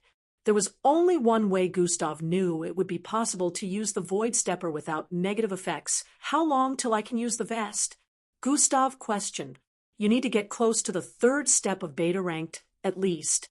You can use Cohelia power already, but for the vest, you still need to be a bit stronger, the system replied from the side. Gustav raised his left palm and stared at the rhombus-shaped marking in the middle. It wasn't visible to the normal eye, but he could see the multicolored rings within twisting anti-clockwise and repeatedly merging as well as separating. I didn't even notice that Cohelia has been unsealed, Gustav voiced with a tone of astonishment. You don't feel its power taking a toll on your body? That means you're truly strong enough to use it now, the system pointed out. Anyways, I can't use the Void Stepper till I can equip the vest. Gustav lowered his hand before stepping forward. For sacred items acquired. 3 more to go, Gustav said while taking a seat before the control panels. You have a year and 3 months left to complete the 5-year quests, the system reminded. Yeah, not much time left, especially when the 3rd premonition can occur at any time from now. Gustav's head rang a little due to how much work he had to do. However, when he recalled all of his loved ones, especially the one with pretty silver and pink-colored hair, he decided that it was all worth it. Now, let's head to the Zelios Tower.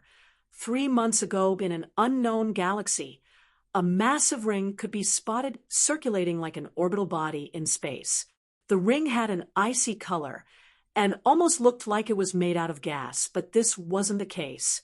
It was composed of physical matter and was half the size of Earth.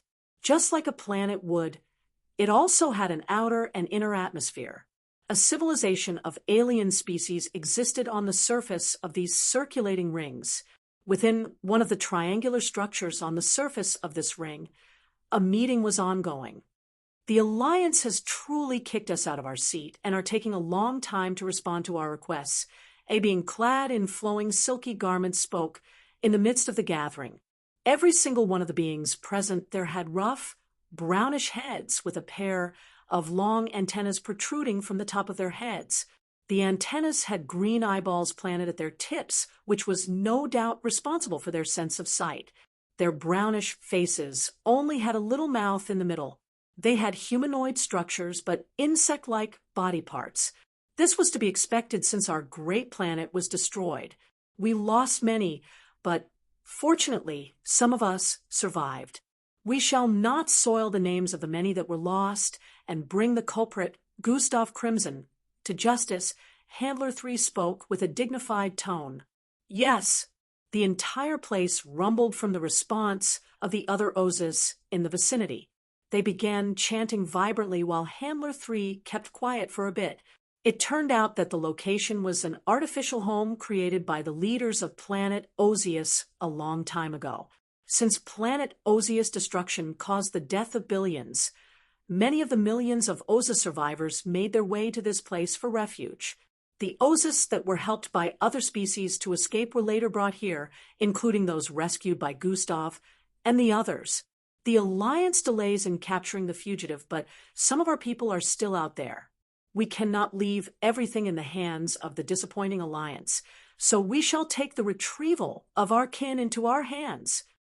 Handler 3 announced loudly. How do we do that? One of the handlers within the establishment questioned.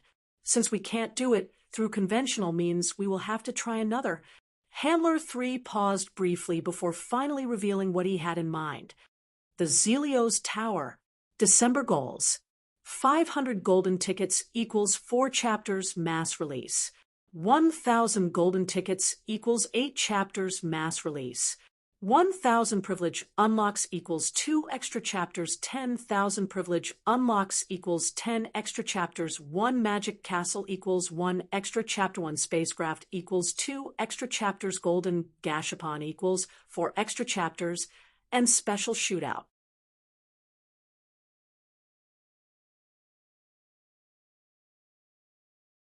Chapter 1364, The Mysterious Gift, the Zelios Tower. Chatter, chatter, chatter.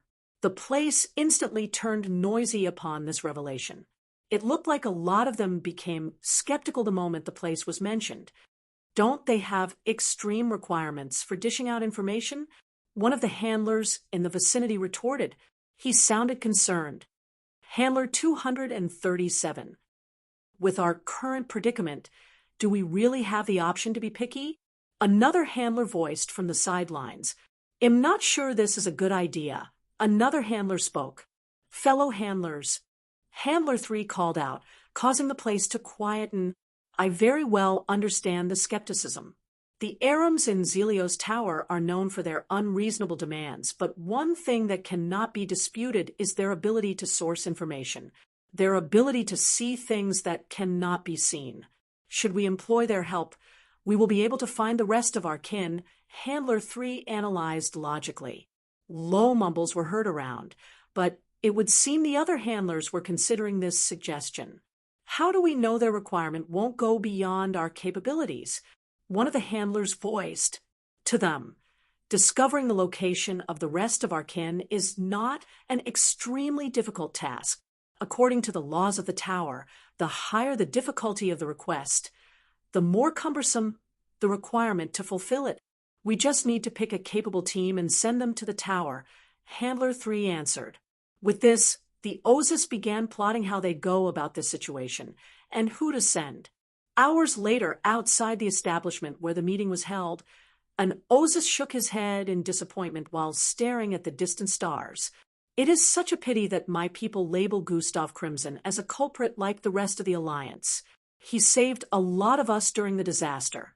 The Ozus stated, "You are still advocating for Gustav Crimson?" A voice was heard from behind, causing the Ozus to turn around. "Father," the Ozus called out. Vilax, the Ozus that had just arrived before him, stared at him menacingly. "Do not let the other handlers hear of the nonsense spewing from that mouth of yours," he stated strongly. "Gustav Crimson is innocent. You all should be pointing fingers in the direction of the beings we fought during our escape, not him," Vilax voiced with a tone of certainty. "He attracted those creatures. If it wasn't for him, they would have never come there. Gustav is to blame." Handler 3 said with a grudge-filled tone, "He is not to blame. Even with his absence, what happened would have still happened." Vilax shook his head once more. "How do you know that?" "How?" Handler 3 shouted. "I just do." "Enough of this rubbish. Enough. We lost billions of our people. We lost Handler 1. Do you even care about the grieving ones who have lost their children, spouse, parents, or relatives? All you care about is that damn Earthling who put us all in this situation." Handler 3 yelled in anguish. His voice got louder with each sentence, indicating his rise in anger towards the one who made them lose everything they had. Vilax wanted to respond, but seeing how his father's temper was rising, he decided to keep the rest of his words to himself. "A team has been put together. This team will be sent to the Zelios Tower to get information on the location of the rest of our kin. You are joining them." Handler 3 finally revealed the reason for his approach. "Do I have to join them? I was thinking of becoming a part of the AUA. I feel I can better help our people this way," Vilax said while raising his hand. "It isn't up for debate. You are joining them." Handler 3 responded coldly before turning around to leave. Vilax let out a low sigh before looking up at the stars again. Present-time planet Earth, man, that's the only thing we got going on right now. Within a fairly luxuriously furnished apartment, a dark-skinned male with bushy afro hair sat before a large desk with a piece of equipment positioned on it. "Is that all?" he mentioned. A familiar masculine voice was coming from the device. Yeah, the weird gift, which he didn't think much of because his wife was having a baby. As the leader of the Tristan Empire, it was normal for people all across the world to send gifts since his wife was pregnant. Everyone wanted to bootlick to be in his good graces. EE responded, and he mentioned his wife reacting oddly after touching that gift, right? The familiar masculine voice questioned once more. Yes, but he thought that was a normal pregnant woman's reaction and just took her to the hospital, where she was said to have gotten a bit of heart congestion due to the pregnancy, so it confirmed his suspicion as it being a pregnancy issue. However, he mentioned that nothing of that sort ever happened again throughout the duration she had Falco in her belly. EE explained, "It's not much to hold on to, but this is something we can't ignore." "Did you get the gift?" "No. He can't even recall what it was. He just remembers that it was a gift," EE replied. That is very concerning. A mysterious gift of which he has no recollection of its actual identity or content. I need you to dig more." try to find out what that gift is and retrieve it. I know it has been 20 years, so that is an almost impossible task, but try. You already said it yourself, man, but definitely very suspicious. Whatever that gift is, E placed his hand on the desk with a troubled expression. I'll take care of the rest when I get back. Why do you sound like you're returning soon? EE's face suddenly lit up with a look of suspicion. That is because I am. Are you? Hold on. You're coming back to Earth soon? E questioned with a tone of concern mixed with excitement. In a month? Yes. I just need to get information from the Zelios Tower first. Currently on my way there. Once I finish, I need to head back to Earth to deal with a disturbing situation. Man, as much as I am excited to hear this, it also bothers me. Wouldn't that be too dangerous? E said with a tone of concern. I wouldn't have returned this soon if it wasn't important. This is something I need to take care of personally. I get it. There is a lot to catch you up on when you finally return. Something happened recently at an underwater research center, or rather a former underwater research center, where a death angel was being kept. They're trying to keep the information under lock and key, but with the number of scientists involved in that incident, it is bound to spread soon, EE revealed. The Death Angel Grand Commander Cheyenne was captured? Yes, I will uncover information about what happened between tomorrow and the next few days. Once you do, make sure you tell me everything. Sure thing, man. It has already been 5 minutes. Time to end this transmission before we get traced. Yeah, stay safe out there, man. You too. See you soon, brother. ZHHRRHHSSHHH. The transmission from the device on the desk ended in the next instant. An aura of loneliness and silence filled the apartment for a couple of seconds as EE stared into space. He stood up after some minutes and walked towards the balcony area of his apartment. The view of the night city came into his line of sight, and he breathed in a wind that brought a smell of nostalgia to his nostrils. Wow, Gus is coming back soon. How long has it been? It's going to be 10 months by the time he returns. A faint smile appeared on EE's face at this moment. Had better wife Angie up when we get her back. EE chuckled as he pictured a reunion in his mind. Speaking of getting wifed up, what do I say to this? EE had a look of confusion as he brought out a small triangular device. This makes me feel feminine. Feels like she trying to wife me. Shouldn't it be the other way around? EE stared at the message on the screen before him while lightly scratching his bushy hair. If anyone could see him right now, they'd burst into laughter because EE wasn't usually the type to get shy. However, at that moment, he looked very shy and slightly embarrassed. She really beat me to it. Well, with everything going on now, maybe I need a little break, EE muttered while typing words on the device. He proceeded to send after typing and turned around to head back into his apartment. I wonder what Eldris is up to these days. Within a massive abode with lots of greenery in the surroundings, a bunch of butlers, maids, and guards could be spotted moving across the surroundings. All sorts of exotic vehicles could be spotted in the vicinity, as well as a massive stadium-sized building in the middle of it all.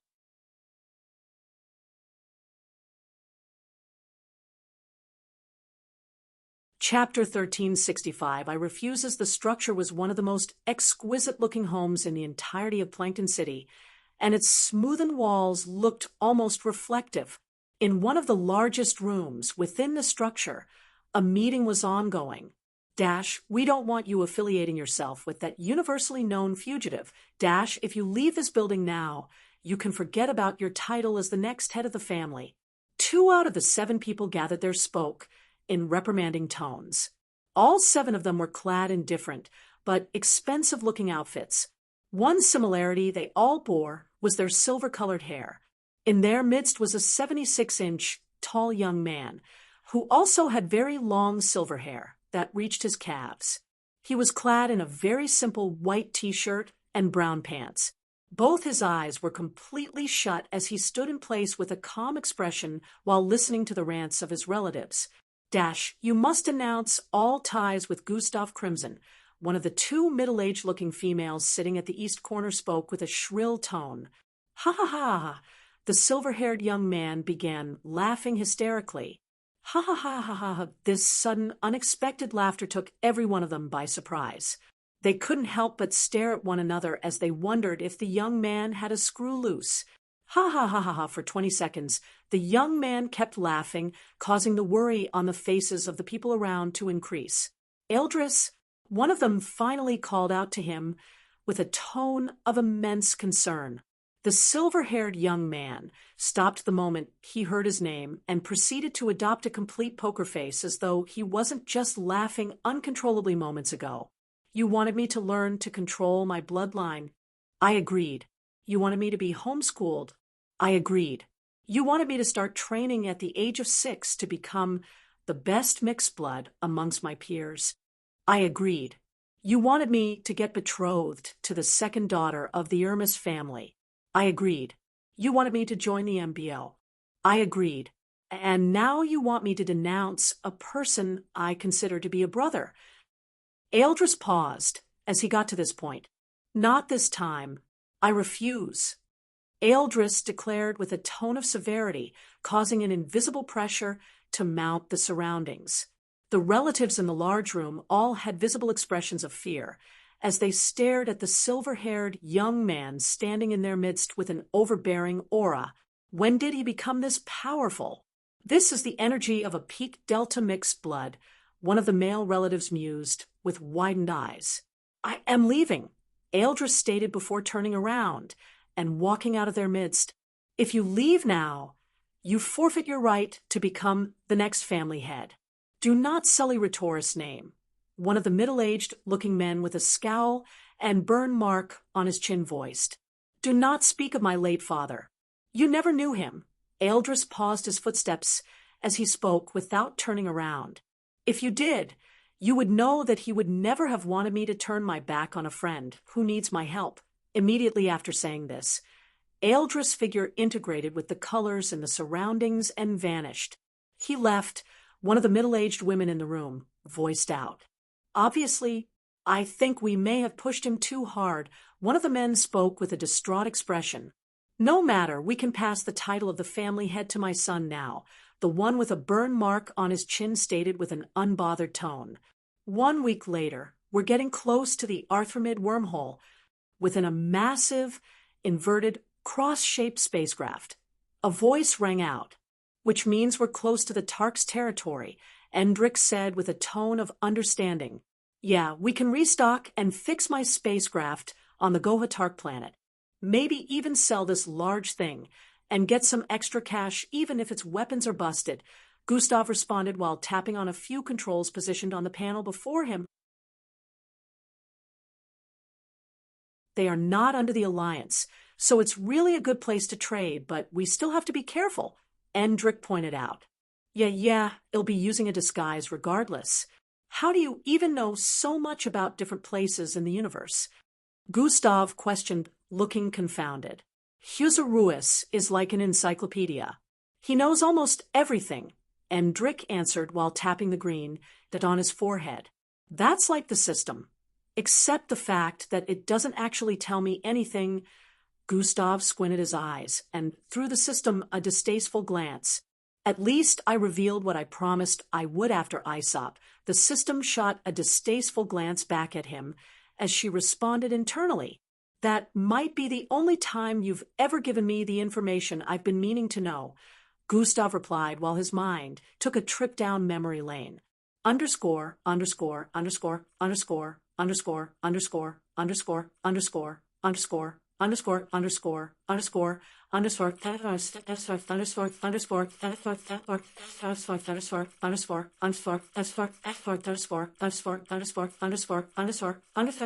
underscore, underscore 8 months ago. Fwyi.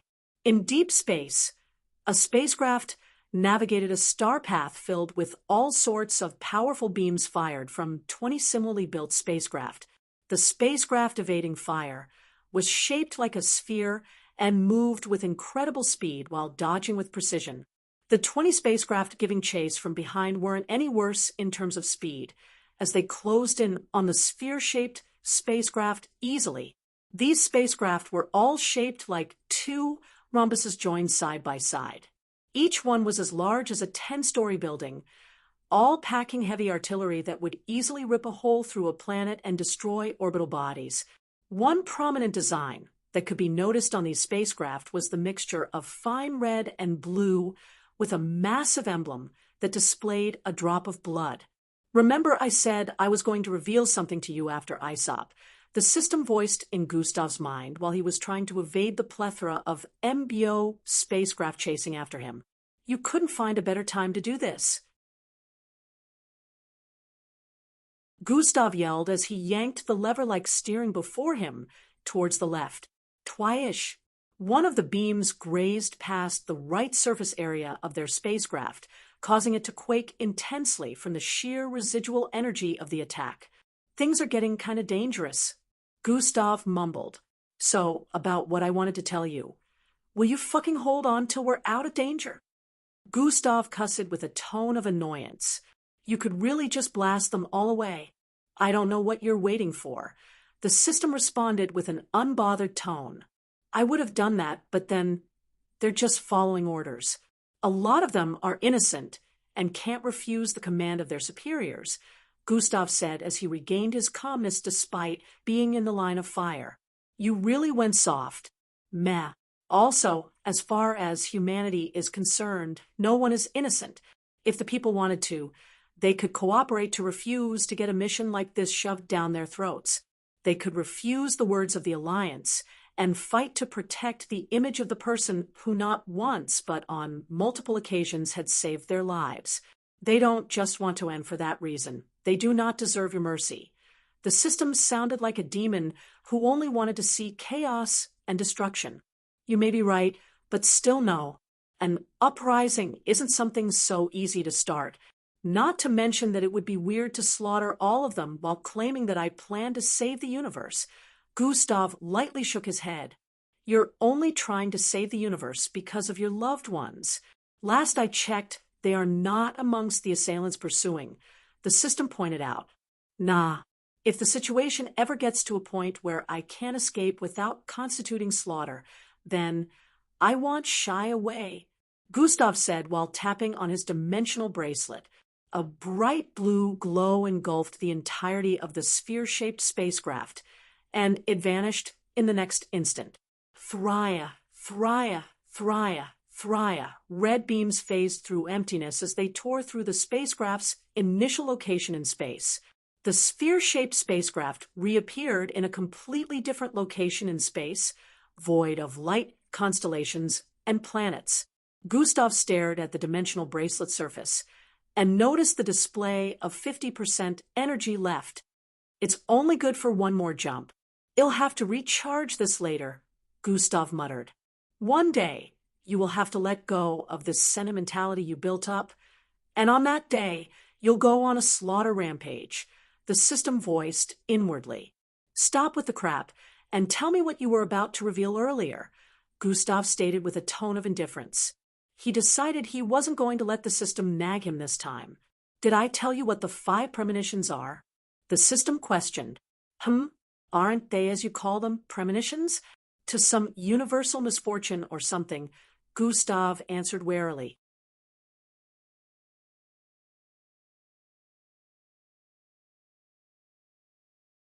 Chapter 1366, Becoming Unbounds. Aren't they, as you call them, premonitions? To some universal misfortune or something, Gustav answered warily. Yes and no. There is more to it, the system stated. Then don't keep me on the line. Tell me, Gustav responded with a tone of curiosity. The 5 premonitions are actually the body parts of 5 separate entities known as the Ancient Executioners. The system revealed. The Ancient Executioners? Wait, are you telling me that the Eye Witch was at least 12 times larger than the entire Earth belonged to one of these beings known as the Ancient Executioners? Gustav's voice grew with astonishment as he questioned. Yes, I can't mention their real names because it would cause issues, but there is no problem with mentioning their title. The second premonition was the mouth of one of them. The system continued spilling. So, you're telling me that each premonition would be the appearance of a body part of different ancient executioners. Gustav stroked his chin with a thoughtful expression. They are 5 in total. So yes, all 5 of them equate 5 premonitions with 5 different body parts. The system replied, but why? I still don't get the point of any of this. What is their aim? Gustav inquired, confounded. If you recalled who you were, you'd understand. But since you don't, it'll tell you what exactly the premonitions are to them. The system paused for a bit before resuming. They are sacrifices. Gustav stated before the system could reveal what it had to say. I was just about to say that. How did you figure it out? The system questioned in a bewildered tone. I just did. Gustav couldn't explain why, but that information came to him on its own. You're becoming unbound. You're slowly starting to achieve the state of truths. Gustav could almost sense a hint of respect in the system's tone as it spoke. The state of what now? Gustav said with a confused expression. Your mind will randomly begin to unravel things on its own, even if I choose not to tell you anything in the future. But it is still in its initial stage, so expect information about stuff to troop in from time to time. Which also means that when you make contact with the sacred items, you will automatically understand how to wield them and maybe retrieve memories of how they were used in the past. The system explained gently. Okay, I don't know how we went from the ancient executioners to this, Gustav said while leaning backward to take a seat. As you already know, the premonitions are actually sacrifices the ancient executioners are making to unbind the seal and appear in this dimension in full without consequences. The 5th premonition would also signal the end, the system stated. If just a body part can be that large, I can only imagine just how massive their full bodies are. Gustav felt like the future was perilous. How can I stop the premonitions? Gustav suddenly inquired. You can't. It is set in stone. You just have to prepare for the aftermath. The system replied. Hence the 5 years' quest. It's starting to align. Gustav mumbled, although he still couldn't understand why finding Planet Humbad was one of them at this time. I do hope you are aware that the ancient executioners are not your main enemies. The system pointed out. What? How is? Gustav had a conflicted look as he retorted. Yeah, according to the hierarchy of power. They're in 3rd place. The system had dropped too many bombs on Gustav in the last few minutes, but this was the largest of all. 3rd place? The body part of an entity ranked 3rd place in the hierarchy of power destroyed a planet amongst the leaders of the Alliance? Gustav questioned in bewilderment. Yes, the system answered bluntly. Such entities were already monstrosities the entire world would have struggled to face, and now the system confirmed the existence of 2 others on a higher level of power. No one had to tell Gustav that such beings would be impossible to defeat. I must find a way to prevent the premonitions from completing, Gustav decided. It is impossible, the system said dryly. I will make it possible, Gustav adamantly stated. You can only prepare for it, the system added. No, I will find a method of prevention, Gustav elucidated. There is only one way that might be possible, but even at that it remains impossible. Tell me, underscore, underscore, underscore, underscore, underscore, underscore, underscore, S4, S4, S4, S4, S4, S4, S4, S4, S4, S4, S4, S4, S4, underscore present. Well, it's not like my suicidal ass wasn't already plotting something like that, Gustav said internally as he stared at the projection of outer space before him. Big brother, Endrick's call pulled Gustav out of his reverie. He turned to the side and noticed Endrick pointing at a small swirling in the distance. Arthrimid wormhole, Gustav muttered. Strap in, things are about to get rough, Gustav announced to the 2 behind. Cersei, who was initially playing with the system's blood-red hair and giggling, paused as she heard Gustav's announcement. She slowly lowered the system's scarlet hair and moved toward her sitting position. Immediately after strapping herself in, she peered forward and noticed the small in the distance was now extremely large. As they closed in on the swirling white light, they became like a due to their massiveness in deep space. An incredibly overpowered force of attraction suddenly tugged at the spacecraft the moment they were 1 light-year away. Despite their distance from it being more than 10 trillion kilometers away, it pulled them forward with aggressiveness towards its center at an unexpected speed. GHRRBLLL, the spacecraft quaked intensely as Gustav activated the spacecraft defense systems while they got dragged into the wormhole. Din, din, din. Alarms were blaring as they drifted into a chaotic white world with visible waves of violent energy sweeping across the place. Despite how scary their current position in space seemed, Cersei did not have a notion of fear on her face. For her, Gustav's presence was reassurance enough that everything would be fine. Endrik twirled his middle finger around his index, causing a tranquil wave of telekinesis to phase out of him and wrap around the spacecraft. In the next moment, the entire spacecraft stopped rattling. It continuously drifted forward for the next 1 minute before arriving at the end. THIGNNNHHHGHHH. The spacecraft reappeared in another location in outer space and began blazing forward at its initial original speed. We're in the Tark's territory now, Gustav announced, which means we should arrive at Gohatark planet in half a day. Big brother, have you? Endrik was about to ask Gustav about disguising when he noticed the person sitting by his side was a completely different figure. You were saying? A voice that sounded like the bubbling of saliva rang out. You look gross, Endrik pointed out. And you're about to look the exact way, little brother, Gustav voiced with a glint of mischief in his eyes before reaching out to touch Endrik. No, no, no. Before Endrik could pull away, Gustav's hand wrapped around his. Flesh warping has been activated.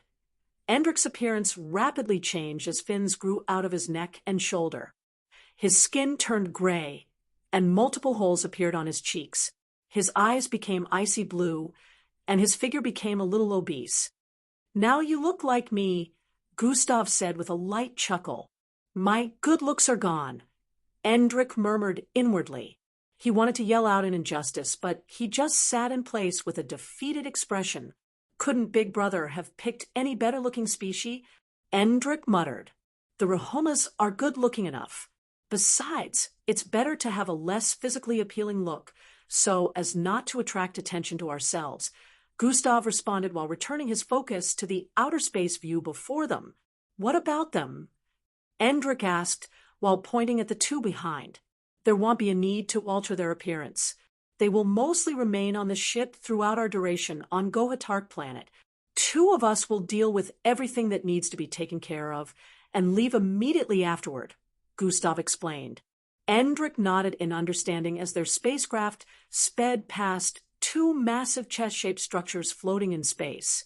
First checkpoint passed. No issues so far, Gustav said as they kept speeding into the distance, but it would seem he had spoken too soon. Fly high, 2 dark spacecraft suddenly appeared on both sides of their rear views. Travel inspectors, Gustav immediately recognized the designs of both spacecraft. KKRRLL, KKLRLL, a static sound suddenly rang out within the spacecraft. Unregistered space strip, slow down for in-transit inspection. Urkalo greets the travel inspectors as requested we shall slow down, Gustav answered through the communication panel. In a few seconds, humanoid-shaped creatures in all-black spacesuits could be spotted stepping onto Gustav's spacecraft from the 2 which were positioned in their rear view area. Let's do this, Endrik muttered under his breath. They couldn't afford to mess things up. Gustav and Endrik in their disguised form welcomed the group of 4 onto the spacecraft respectfully. The travel inspectors began to scan around, and asked a couple of questions when they noticed the sphere-shaped spacecraft resting in the storage area. We were told to be on the lookout for any spacecraft that looks similar to this.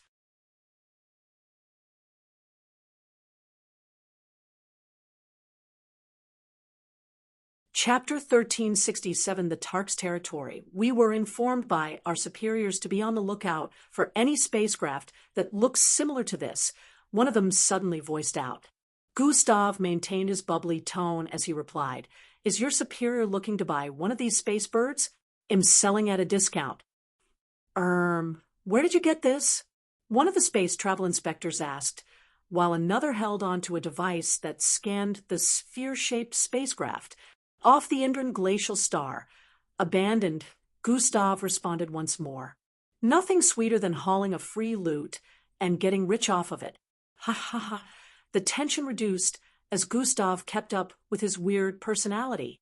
"Oh, Harkle, it's not the same," the one who was scanning voiced from the side. A projection beamed forth from the device in his hand, and it displayed a sphere-shaped spacecraft as well. This sphere-shaped spacecraft was silver in color with an X-shaped design around it that connected like belts. This was Gustav's exact spacecraft. However, the one currently in the storage area with them was green and missing the X-shaped belt-like outline. It also seemed to have a few dents, making it appear rougher in comparison. "Oh, we apologize for the intrusion then," O'Harkle said while withdrawing. "No problem, but do let me know if your superior is looking to buy one." Ha ha ha. Gustav maintained the fake personality and laughed while tapping the travel inspector like he was an old-time friend. The inspectors left the spacecraft and let Gustav and the others continue with their journey. In a few minutes, they were back on track, heading towards the Gohatark planet. In this galaxy, the Tarks were the prominent species. If one were to count, they would have the highest populace in the universe. This was because every single planet within the galaxy was domesticated by this species. Tarks existed on every single planet, and this made their numbers exponentially high. It was another reason why they were a standalone species that felt it was beneath them to be under the Alliance. Amongst all the planets that existed in their galaxy, which they named Tark's Territory, Gohatark happened to be the largest. While the Tark's territory was open to all kinds of species and races regardless of status and infamy, Gohatark was the planet most outer galactic species always chose to visit and trade. Gohatark was truly a place of business and wasn't bad for tourist attractions too. Other species in the millions would always be found on the planet trying to trade or on the run from being caught as a wanted criminal from the Alliance. The Tark's territory was a place that the Alliance didn't have their clutches on and couldn't visit to exert their outer space authority. This was another reason Gustav was confused about why they happened to be on the lookout for his spacecraft. "If I hadn't disguised my spacecraft before we got here, they would have figured it out," Gustav stated as their travels continued.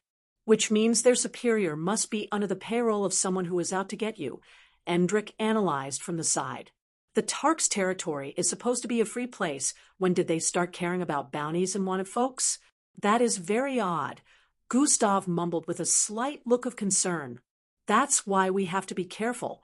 We may have deterred them, but we need to be quick with whatever we have to do on Gohatark and continue with our travel to the Zelios Tower," Endrick stated. "Yeah, I initially wanted to sell this spacecraft since I got it from those space bandits, but it would be better if I sold mine instead and continued with this," Gustav contemplated. "We just need to fix a couple of things on this, and it will be good to go," Gustav added. "A couple of things you destroyed with your own hands," the system chimed in. "Cough, cough, it's not like I had a choice," Gustav replied. Gustav still felt conflicted about having to sell his custom-made spacecraft, but it didn't seem like he had much of a choice. Had the travel inspectors been aware that it was a custom-made spacecraft and not a common type that had variations on sale in markets, they would have easily caught onto his deceit. Fortunately, they had no idea, and that was to be expected since Gustav was careful enough. As they continued their journey through space for the next 2 hours, they passed by a bunch of spherical-shaped planets, which became a common sight in that part of outer space. "We're here," Gustav announced as another spherical-shaped planet with a green and yellow-looking surface came into view. It had 3 layers of rings surrounding it, and another 2 positioned in a kind of diagonal format around the planet. From their angle, it looked like one part of the rings was blazing due to the circulation of hot space rocks around them, while another part looked completely chilly. Glacial-looking space rocks orbited around the sphere-shaped planet around that side. The speed of their spacecraft reduced as they descended towards an opening on the planet. In a metropolitan city, carriages joined together as trains whizzed across the air at great speed. Only a single line of railing could be spotted, and it was constructed in such a way that it twirled across the city skies into the distance. The carriages filled with loads of people moved at incredible speeds, following the twirling rail as it seemed very flexible. Buildings were structured in such a mechanical way that they occasionally changed their positions on the land since they could move. Rectangular-shaped vehicles emitted rocket-like flames beneath them as they streaked across the skies. Jet-like vehicles could also be sighted blazing across the city. It was truly a center that displayed its technological advancements distinctly. Gustav and Endrik continued to feed their eyes as they made their way through the crowds. Gustav and Endrik watched as many structures were positioned atop impossible-looking terrains and glowing, lined roads filled with all sorts of species. The beautiful view of the rings in outer space from within the planet was truly a sight for sore eyes. In this particular city, the visible rings in the sky were icy blue. It was unknown if the city's chilly state was due to it or not. The streets were filled with hundreds of thousands of different outer planetary species, some of whom sped across the place on floating square-shaped boards. Despite the number of different species around there, one prominent-looking species was the large, bear-shaped face beings. They were truly large, but their body structure bore similarities with humans. Furs covered their bodies, but they still had cool-looking clothes on and rather muscular looks for men. Some of them even had shades on. This particular species occupied a lot of the business spots around there. They were none other than the Tarks. At a particular location in the city, a double cone-headed structure could be sighted. The crowd that entered and exited that area were numbered in the hundreds of thousands. It seemed like a really busy place. The building was referred to as a trade center. Lots of stalls could be spotted with signs that displayed what type of business they were into. Amongst the passers-by, 2 obese figures with gray faces and gills protruding from multiple parts of their bodies were on the lookout, since they also had business there. "Are you sure we shouldn't have tried the trade centers in Garkle City instead?" Endrik, who was still shorter than Gustav in this form, questioned. "My perception already swept through the entire planet. They have double the crowd here in Webrel City, and since we're trying to speed things up, we should use the place with the least amount of folks," Gustav answered while looking around. A lot of the stalls around there had a buttload of people in front, which also meant that it would take a lot of time to get attended to based on which of the stalls they decided to pick. "I don't think we will be able to easily get what we need out here. Wouldn't it be better if we enter the building? Things would automatically become 10 times faster." Endrik rubbed the gill on his face with a slightly disgusted look as he spoke. "I know, but then the fee to get in is pretty high. We can afford it, but you know what it means if we decide to go down that route," Gustav responded with a cryptic tone. Oh, because we are trying to avoid dragging any form of attention to ourselves, so it's best to mingle with the normal people." Endrik finally got Gustav's point.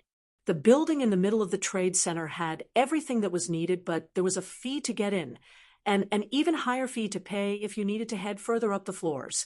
No normal person would be able to afford the fee, especially since it could potentially be close to the amount of profit you might make if you're trying to sell something.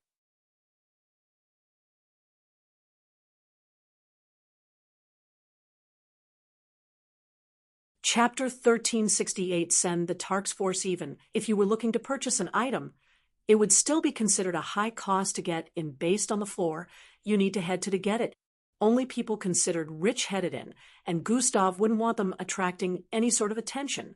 After a few hours of moving around and getting necessary rations along the way, they finally arrived at a semi-large stall on the outskirts. Two feminine-structured bots voiced loudly as people trooped into the stall. There were still a lot of people going in and out, but compared to a lot of other places, this was less crowded. Gustav and Endrik proceeded to get into the establishment, which was even bigger on the inside than it looked on the outside. It wasn't your typical stall. Lots of mechanical and technological-looking pieces of equipment could be sighted arranged in rows and columns that extended as far as the normal eye could see. Gustav felt that this location would be considered a haven for engineers. He would have been clueless as to what to check for if he didn't study well on his own despite the MBO training. Endrik joined him in moving around to acquire the necessary mechanical pieces he needed. "We're looking to sell a space bird," Gustav revealed to one of the workers after buying everything he needed for the rest of their trip to Zelio's tower. The bear-shaped creature with a brown, tight-fitted, armless jacket stared at Gustav, and then Endrik with an expression of fatigue before responding. "Fill out the name and brand," he said to Gustav while a holographic monitor appeared. "It is custom-made, so no brand." Gustav replied, "Do you have a name for it?" The Tark behind the counter questioned, Silver Hulk?" Gustav answered with a lone tone, causing the Tark to throw him a glance that said, "Are you serious, man?" "Haha, I am bad at coming up with names, my friend," Gustav added jovially. He is good at playing a different character. Endrik wondered if Gustav ever took acting lessons. The Tark proceeded to input the name of the spacecraft as SH and went on to type a few more things before forming a purchase ticket. He asked Gustav and Endrik to follow him to a testing area to try out the functionality of the spacecraft so they could determine a price range. Within the large testing area were a bunch of other species also testing spacecraft functions. It was rather spacious, larger than the size of 12 football pitches merged. Swee-eye, the sound of one spacecraft engine or the other echoed vibrantly across the environment, and some even flew about the place. Gustav could see a lining of sorts on the ceiling area, so he could tell that it could be opened up if it was required to test the full speed of the spacecraft, which couldn't be done in the testing area. Zing, the sphere-shaped spacecraft, appeared before the Tark who had brought them there. He was a bit surprised as he noticed the appearance of the spacecraft, which was the size of a building. However, he wasn't surprised due to its size. He was surprised because he was going to ask them to fly the spacecraft here, so it could get tested. He didn't think they would possess a spatial storage that could hold an entire spacecraft. With the size of the spacecraft, getting a spatial device that could store it would be incredibly expensive. He had no idea that Gustav and Endrik no longer made use of spatial devices. They could store any non-living thing in their spatial storage, which came from both their supernatural abilities. The Tark tried not to think much of it, but he wondered why they weren't in the Trade Center building if they were that rich. "Sirs, I will now test the functionality of your spacecraft," the Tark remarked respectfully. Where did the newfound respect come from? Gustav wondered inwardly. He had no idea that the Tark workers' change in demeanor stemmed from the fact that he thought Gustav and Endrik were rich. It would seem that higher status resulted in respect and bootlicking not just on Earth. It was a universal phenomenon. "You fool! Why didn't you inform me immediately?" A loud yell rang out within a building floating above Gohatark planet. "Sorry, sir. It was an entirely different color and pattern. We didn't think—" A Tark in a black spacesuit replied fearfully, but was cut short before he could complete his sentence. "Shut up. Where are they now?" The massive 12-foot-tall superior questioned with an authoritative tone. He was wearing a long, white, robe-like jacket that had circular engravings behind it. "They are believed to have landed on Gohatark a few hours ago." The Tark in the black spacesuit shuddered while responding. "Send the Tark's force and find them, or I will have your head on my plate for my next breakfast." the 12-foot-tall superior stated with a bloodthirst. Why, yes, Sir Livet. The Tark in the black spacesuit instantly turned around to escape the environment in fear. Testing is completed, and the estimated cost for the spacecraft is... The Tark worker paused for a bit with a look of disbelief before continuing. 337,000 mineral rocks. Haha, what a good haul. The gods of fortune must be in my favor, Gustav said with a tone of excitement. The Tark worked and gulped down saliva. He had never dealt with a spacecraft on this level of value before. Usually, people would sell such a valuable spacecraft within the building in the trade center, so this was baffling. It was to be expected since no spacecraft undergoing testing here looked anything remotely as exquisite as this. A lot of them were mostly craps and old spacecraft that could be taken apart to use for other purposes. The Tark worker couldn't believe his eyes because the highest they had ever gotten a spacecraft here was around 20,000 mineral rocks, and this was valued at over 300,000.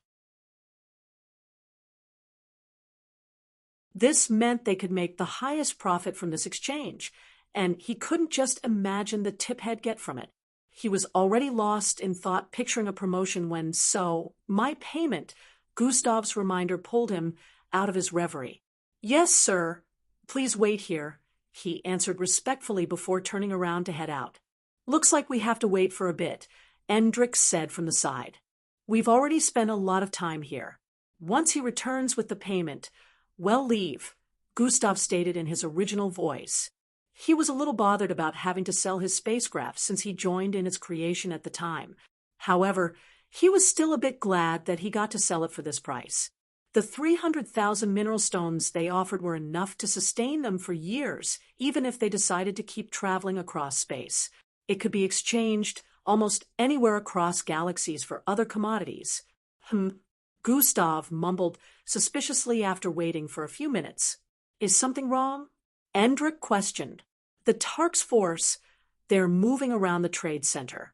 My perception picked up on them, Gustav answered.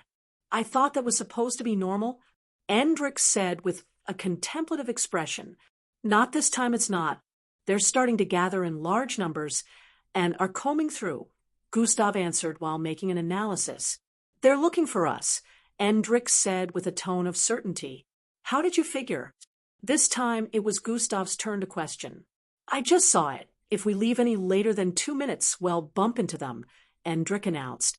Your premonition sure comes in handy. But why is it so unpredictable? Gustav wondered out loud. Endrich shrugged his shoulders in response. Gustav initially thought that even if there was a problem, the cover of the millions of people in the vicinity would prevent them from getting discovered. However, with Endrich's premonition, he realized they probably had some way to find them. It's time for us to leave, Gustav voiced while snapping his finger. Zing, the spherical building-sized spacecraft instantly vanished. We should still be able to survive on the supplies we have acquired today, he said while stepping forward. They arrived above, in the stall's original space for mechanical items. Sirs, where are you going? The Tark worker noticed them leaving and quickly ran towards them. Is the payment ready? Gustav asked him. No, the manager is preparing it, the Tark worker answered. I am no longer interested in selling, Gustav stated before walking out with Endrich. But sirs, it is almost ready, the Tark worker yelled while running after them. He couldn't just give up like that. However, he noticed that Gustav and Endrich had vanished from sight. He stood there with a lifeless look on his face as his outstretched arm lowered. He couldn't believe his promotion, and the high tip had just slipped from his fingers.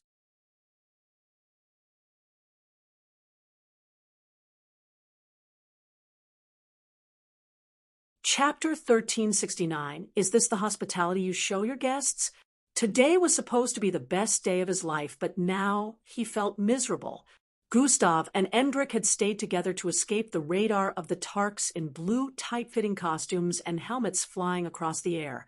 They all had powerful technological firearms, and their entire body were served as armor that could protect them from very destructive attacks. These were the Tarks' force. Gustav knew that if they had waited to sell the spacecraft, confrontation would be impossible to avoid.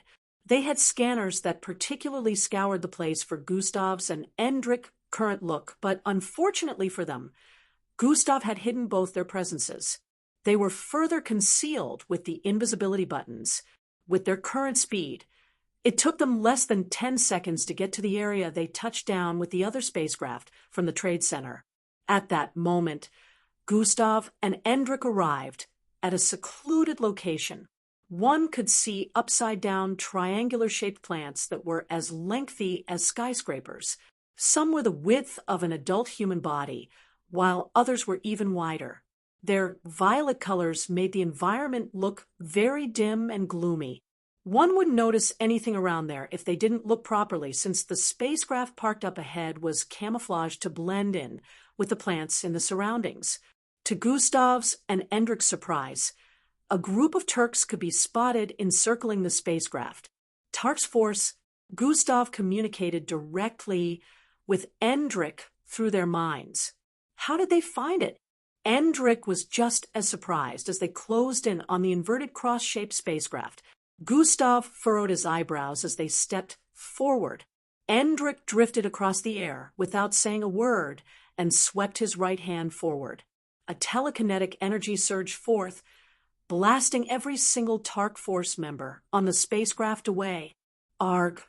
Screams rang out as Endrick and Gustav arrived at the entry point of the spacecraft, and it opened up for them. At this point, the 1-minute timer was up, so they regained visibility. Gustav didn't mind since they were about to leave anyway. One of the Tark's Force members, who had a rather gentle landing compared to the others, swiftly picked up a blaster and fired a shot at Gustav and Endrick, who had their backs facing them. Freya, the shot from the blaster, gave off a high volume of illumination as blistering heat encompassed the vicinity. If the shot were to hit, a quarter of their spacecraft would no doubt have been blasted off. Gustav turned around with a demeanor of casualty while flicking his finger forward. Twoosh!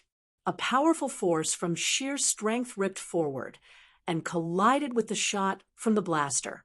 Boom! A loud crash akin to a nuke explosion rang out, causing a deafening surge of energy to sweep across the surroundings. The plants and every other thing in the vicinity were obliterated in an instant. In the next few seconds, the vicinity had become an empty location within the former sea of plants. So much for camouflaging, Gustav mumbled. The spacecraft was now very much visible in space. Endrick had covered them with a layer of telekinetic barrier, so the spacecraft didn't have as much as a scratch on it despite the powerful blast. Fortunately, none of the members of the Tark's force that were around suffered casualties. Their armor had protected them from serious damage. Gustav and Endrick moved into the spacecraft and started the engine instantly. "Are you good?" Gustav asked Cersei the moment he got in. "H&M," she nodded in response. They were trying to get in, but didn't succeed, she added. "Good." Gustav sat in his usual place before the control panel, and Endrick took a seat beside him. "We're leaving now." Gustav powered the engine as the igniters sent fiery fumes into the surroundings while the spacecraft began to levitate. All of a sudden, a beam of circular, white rings descended upon the spacecraft from the sky, causing it to remain stationary. "What is it again?" Gustav mumbled with a slightly disturbed tone as he noticed that the spacecraft was unable to move. Twilight, twilight, twilight, twilight. Tens of Tark's Force members suddenly descended and landed upon different parts of the spacecraft. "Fire!" One of them yelled, and in the next instant, shots were rained upon the spacecraft. "Warning! East Wing has taken damage. Warning! West Wing at 67% integrity. Warning! Engine taking damage." Loud alarms began to blare as the Tark's Force members kept raining shots on the spacecraft. It looked like the whole thing would come apart soon. Before Gustav and Endrick could take action, the AI in the spacecraft systems went offline due to the damage. "We can't use the spacecraft anymore." Gustav reached out and grabbed Cersei. Before Cersei could react, they were outside the spacecraft. The burst of wind that rocked her in the next moment nearly sent her flying. She couldn't fathom Gustav's speed. Not to mention that Endrik kept up and had arrived outside as well. Endrik raised his hand and swung it downwards. An invisible and unprecedented force descended upon the spacecraft in the next instant, and it got flattened. Boom! Another loud explosion rang out as the ground caved in, and the newly arrived Tark's force members were sent flying in diverse directions. Gustav stared at the rings of white beams ahead and looked into the sky. More Tark's force members had filled the skies, and this time they weren't in the tens. No, this time they were in the hundreds. They all pointed their weapons in Gustav, Cersei, and Endrik's direction as they prepared to fire. Gustav let out a low sigh. Maybe I should get a little more serious, he muttered while raising his right hand slightly. Fuioom, a mixture of gold and crimson aura swirled around him as the surroundings began to quake intensely as he slowly released his energy. Massive, weird-looking birds fled in the opposite direction across the skies as they sensed the domineering and unfathomable energy that seemed to have spread across the entire city. Reverence and fear, they were all the Tark's force members could feel at that point as they continuously fought the urge to get on their knees. At that defining moment, a 10-foot-tall figure in white jacket-like robes descended from the air. Gustav Crimson. It's you, isn't it? The figure, who also had a bear-shaped face with 3-inch-long canines, voiced while stepping forward. Gustav, who was still in the form of a Rahomas, squinted his eyes as he peered forward at the incoming Tark.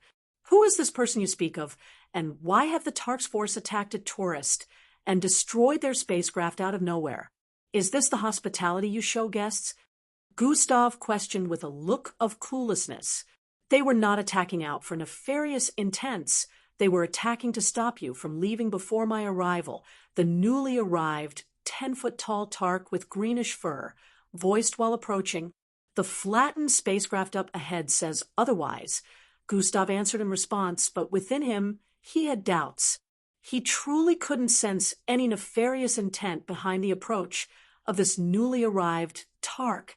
He had no intention of fighting or hint of dubiousness in his eyes, which begged the question of what all of this was about. No ordinary person would be able to stop the attack and even come out of that spacecraft unscathed. I needed to confirm that you are indeed Gustav Crimson. The Tark stated, "Are you willing to lay your life down for the truth?" Gustav questioned while the energy around him grew. "Choose your next words carefully, or it might very well be your last," he added. "If you would let me, I am Commander Eagle-Livet, and I only require a brief conversation. I do not side with the Alliance, neither do I intend to hand you over to them. Not like I could do, so even if I wanted to, but that is not my intention," Commander Eagle-Livet pointed out. "I have been looking for you since the whole ordeal with the Alliance began. Outworldly." Commander Eagle took to his knees after speaking with a profound tone of respect. Gustav was immediately taken aback as he began to retract his energy. The Turk's force floating above descended as well and fell to their knees in reverence. "We greet the Outworldly," they voiced respectfully as well. Gustav turned to stare at Endrik in confusion briefly, before turning to face them once more. "How do y'all know that term?" he asked with a tone of suspicion. "If you will allow me 5 minutes of your time, I will explain everything to you. If you don't find my explanation to your liking, you're free to take my life," Commander Eagle-Livet voiced while still lowering his head. "You would forfeit your life so easily?" Gustav questioned while slowly transitioning into his original look. "It would be a pleasure if I met my end at your glorious hands," Commander Eagle stated in response. Month goals: 500 golden tickets equals 4 chapters mass release. 1,000 golden tickets equals 8 chapters mass release. 1,000 privilege unlocks equals 2 extra chapters. 10,000 privilege unlocks equals 10 extra chapters. 1 magic castle equals One extra Chapter 1 spacecraft equals 2 extra chapters Golden Gashapon equals 4 extra chapters and special shootout.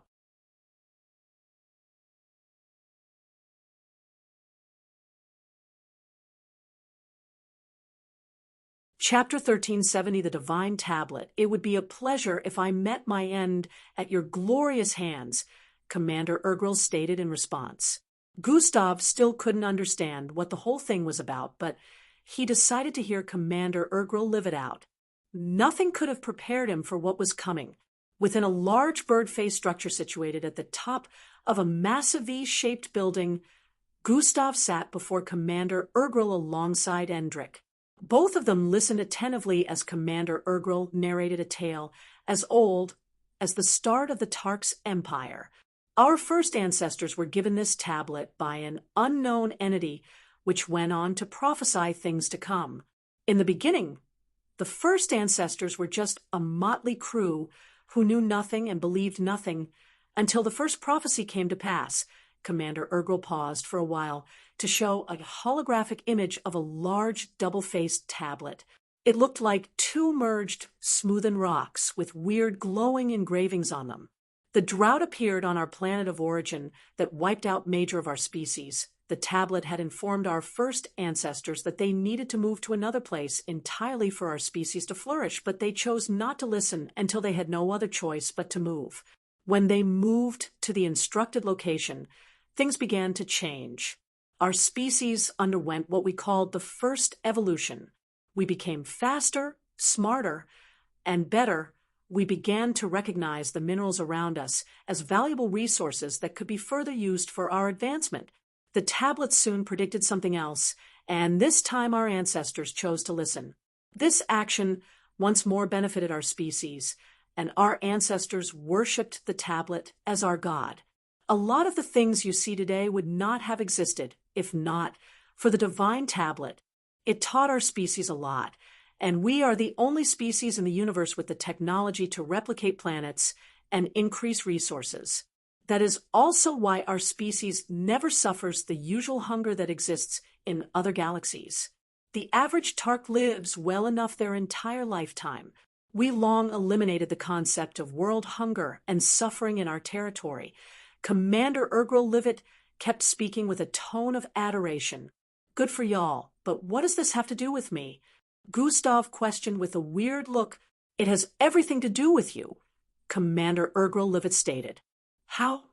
Endrik inquired from the side. During our ancestors' time of worshipping the divine tablet as God, it revealed something. It revealed that the one who handed it to them is a henchman of the Great One known as the Outworldly, Commander Urgrel Livet stated. Even at that, it doesn't prove anything. Anyone could be the Outworldly. It could be any Tom, Dick, and Harry. Gustav shook his head from side to side with an unconvinced look. As much as I would like to indulge, you are wrong. The tablet foretold of events before they occurred. It foretold the first premonition and the location of its appearance long before it happened. It foretold of the alliance Aesop and how the Outworldly would appear as a being with blonde hair and dominate his opponents. It also foretold the destruction of Ozius long before it happened, as well as the alliance coming after you. As you may well be aware, we the Tarks are not under a part of the alliance. Did it ever occur to you why a search was being conducted to find the spacecraft that helped you in journeying across galaxies? The moment Commander Urgrel voiced out the last question, Gustav's mind traveled back to their first appearance in the Tark's territory. He recalled how he mentioned to Endrik that it was odd for the travel inspectors to check for his spacecraft since they weren't under the alliance. There was no need for them to also join in the search for him, but now he was starting to understand. Are you saying this is the reason you lots were looking for me? Gustav asked, despite already starting to see reason in Commander Urgrel Livet's explanation. The tablet long foretold of your return and how you would visit Gohatark looking exactly like you did. This is why we knew exactly where to search. You are our benefactor. Our God, we mean you no harm. The tablet mentioned that should you return, it would mean the salvation of our species, and we must do everything in our power to stand by you, Commander Urgel added with a tone of sincerity. Is this tablet one of the sacred items? Gustav communicated with Endrik mentally. No, this is the first I am hearing about any of these, Endrik replied. I want to see the tablet, show it to me. Then he'll believe your claims, Gustav demanded with a strong tone. That might be difficult. Commander Urgrel answered with a disturbed expression. Then I cannot believe your claims. For all I know, this might be an elaborate scheme so I can let my guard down and then get stabbed in the back, Gustav retorted while getting to his feet. This discussion is over. I will slaughter anyone who tries to stop me from leaving, Gustav spoke with an overbearing tone. Wait! The reason why I said I cannot show it to you is because it isn't on this planet, Commander Urgrel quickly yelled out. Gustav paused his footsteps and slowly turned his face to the side. I cannot believe your claims without visual evidence, he stated. Commander Urgrel swiftly moved and stood before Gustav with a small circular device in his grasp. This device shot forth rays that formed a projection of an unknown place. Within this place, an altar with a 3-foot large item, which was exactly what Commander Urgrel described as the divine tablet, could be spotted. A figure whose face wasn't visible due to the cloak draped around his figure appeared in view, emitting a greenish aura as they walked toward the divine tablet on the altar. He proceeded to pick it up, and the tablet exuded a golden glow that encompassed the entire vicinity before they both vanished. It got stolen? Gustav questioned with a tone of curiosity. Not stolen. The person who touched the divine tablet in that footage is the first Hoven, Commander Urgrel voiced in response. Why would a leader of the Tarks steal your precious divine tablet? Gustav inquired once more, confounded. Like I said, great outworldly, not stolen. First Trovan is one of the 3-time candidates, just like the one beside you.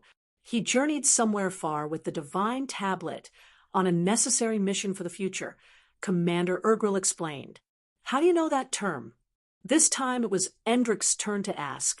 Like I mentioned times without number, the divine tablet informed us. Your coming had been prophesied thousands of years ago, and the divine tablet made it known that one of the 3-time candidates would be your companion, Commander Urgrel explained once more. Does anyone know about the existence of time candidates? Gustav asked Endrik mentally.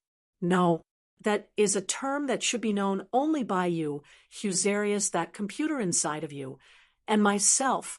No one else should be aware of our existence or even have an idea of our purpose, Endrik answered. So, do you believe they're telling us the truth? Gustav followed up with this question. I sense the power of the time candidate through the footage. It is real, Endrik answered.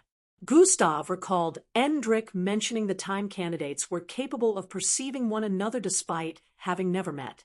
At this point, he was inclined to believe that everything Commander Urgrel had mentioned there that day was the truth.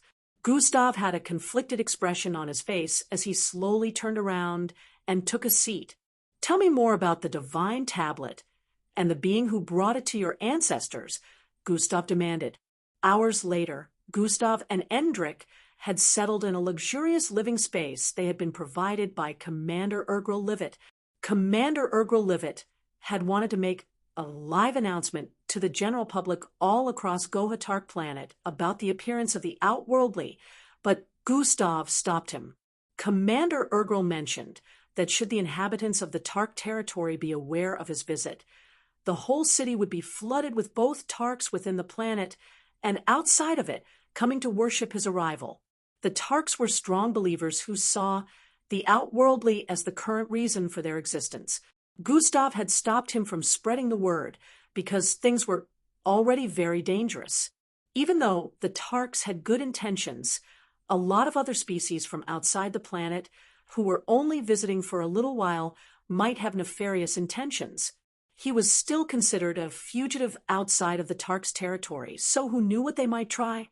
He knew the Tarks could prevent the Alliance from exerting their dominance within their territory, but what about when he left here?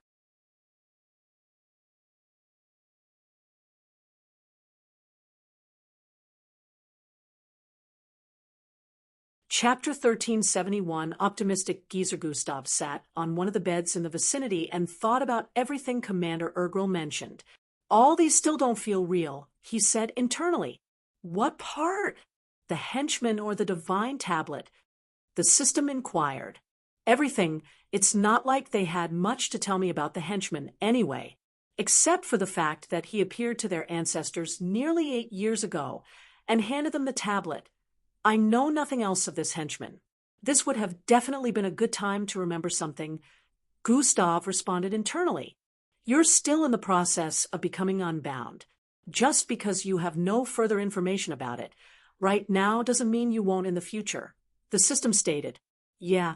One thing that stuck with me is how the divine tablet didn't seem sure of my coming at first. Commander Ergrel said the tablet mentions that if I come, they need to show their support for the salvation of their species. That if bothers me. Gustav held his chin with a bothered expression. What do you plan to do now? The system inquired. Leave here first thing tomorrow. Although they have offered us shelter and protection from the Alliance, I still have my work cut out for me. The Zelios Tower awaits, Gustav stated with a decisive tone. Gustav spent the rest of his night channeling his bloodline, while Endrick was busy looking into the fates with Husarius. Circe slept like a baby in their cozy shelter. The next morning they were ready to leave the Tarks' territory. Great Outworldly, are you sure you cannot stay? We could provide you with as much support as you need from all corners of our 27 planets, Commander Ergrel Livid said with a tone of reverence. No, I still have a lot to do. If I need any assistance in the future, I'll find you, Gustav said, while stepping into the new spacecraft that was provided for them. I cannot assure you that news of your visit won't eventually spread, but one thing I can assure is the Tarks are at your command anytime, Commander Ergrel voiced while getting to his knees. I don't think I'll ever get used to a scene like this, Gustav said internally before turning around and waving. Bye, he said flatly. Commander Ergrel remained in place, as Endrick and Circe, along with a red-haired young girl he hadn't noticed before, stepped into the spacecraft as well. This spacecraft was the same size as their previous one, but with many more differences. It had the emblem of the Tarks and was shaped like a pentagon. It was a standard military-issued spacecraft with high speed, tenacity, defense, and attack capabilities. The spacecraft was much better than anything Gustav gave birth to before this. One thing known about a lot of space pirates was how most of them tended to avoid spacecraft with the Tarks emblem. The Tarks were just as feared as the leading planets of the Alliance. Commander Ergrel knew this would definitely deter the approach of assailants with nefarious intent. Surprisingly, Commander Ergrel didn't do it out of concern for Gustav. He did it for the sake of the others who wouldn't be spared if they crossed his path. One last thing. Great Outworldly, I almost forgot. Commander Ergrel appeared within the spacecraft like a phantom. Gustav wanted to ask how he got in here just like that, but was more curious about what he had to say. Go left, Commander Ergrel stated. What do you mean? Gustav asked. That was the last message the Time Candidate from our planet had for you. Commander Ergrel responded. But go left where? Gustav questioned with a confused expression. I don't know. I asked him at the time, but that was all he had to say, and that was all he told me to tell you. He said you would understand when the time comes, Commander Ergrel voiced out. Gustav squinted his eyes for a bit before responding. All right. Commander Ergrel proceeded to get off the spacecraft after they bid their final goodbyes. Fwai-hi-hi-hi, the spacecraft lifted into the air and disappeared into the morning sky. Earth, within an unknown embryo research center, Grand Commander Cheyenne stood beside Dr. Markle as they engaged in a conversation. They asked me personally about the progress of the research. I am not sure we can continue to keep things from them, Dr. Markle said to Grand Commander Cheyenne, who was seated before a large screen that displayed one of the Death Angels in captivity. You have to keep stalling them till we find an alternative, Grand Commander Cheyenne responded with a tone of seriousness. For how long, Grand Commander? What you are asking of me and the team right now is almost impossible. Dr. Markle rubbed his eyebrows with a fatigued look while speaking. Almost, but not quite impossible. Is it? Grand Commander Cheyenne stated with a hint of hope in his voice. You are being a little too optimistic for an old man who has seen countless battles and deaths. Even if we were to succeed, who knows how long it would take? Do you think we can keep stalling the rest of the Grand Commanders for that long? Dr. Markle questioned, feeling as though the Grand Commander was getting a bit delusional. And do you know how long it would take to create an army that could be 10 times more powerful than Jack and Mark if we were to go through conventional means? It could take centuries or millenniums. Do you think we have that much time? Grand Commander Cheyenne's response caused the room to descend into quietness for a bit. I cannot guarantee anything. Dr. Markle finally broke the silence. Try everything you can to make this experiment a success, no matter how high the funding needed. Everything will be provided, Grand Commander Cheyenne said with an assuring tone. You should have led with that, hee. Now, I am more motivated than before.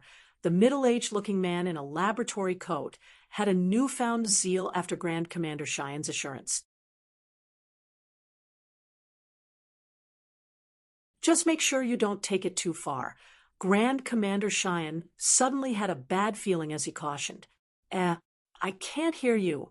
Dr. Markle put one of his fingers in his left ear and rubbed it with a straight look while walking away. The only thing I heard was to try everything. Your wish is my command.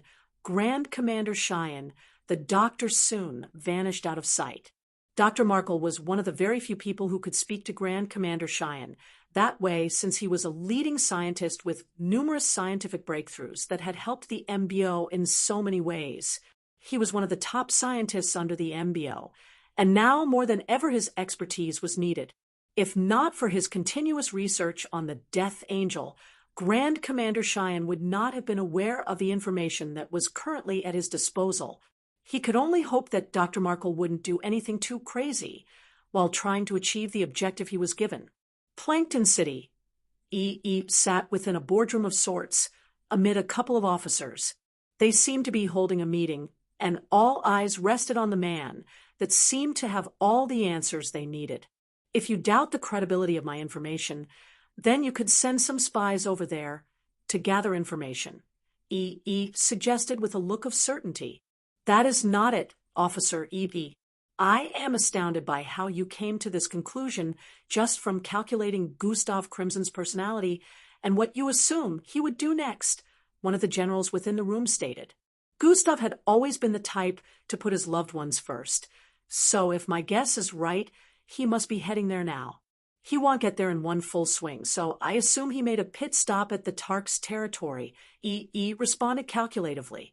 HNM, the problem that lies here is the inability to exert MBO authority in Tark's territory. Even if we were to come into contact with a full-blooded criminal there, we wouldn't even be able to touch them, or we would be immediately kicked out, a commander voiced from the side. Which is why it is truly the most perfect place for him to hide out, just as Officer E.B. has stated. The general said once more. What do we do, sir? Another commander questioned. We can only send spies there to keep tabs on him and inform of the moment he leaves Tark's territory, so we can finally catch him, the general stated. Then let us not waste any more time and make use of the information we have. Within one of the silent hallways in the MBO tower, stood before General Dickstrat. They seemed to be in the middle of a conversation. I am just concerned like any other person would be. We face these creatures firsthand, so we know just how dangerous they are, said with a look of interest.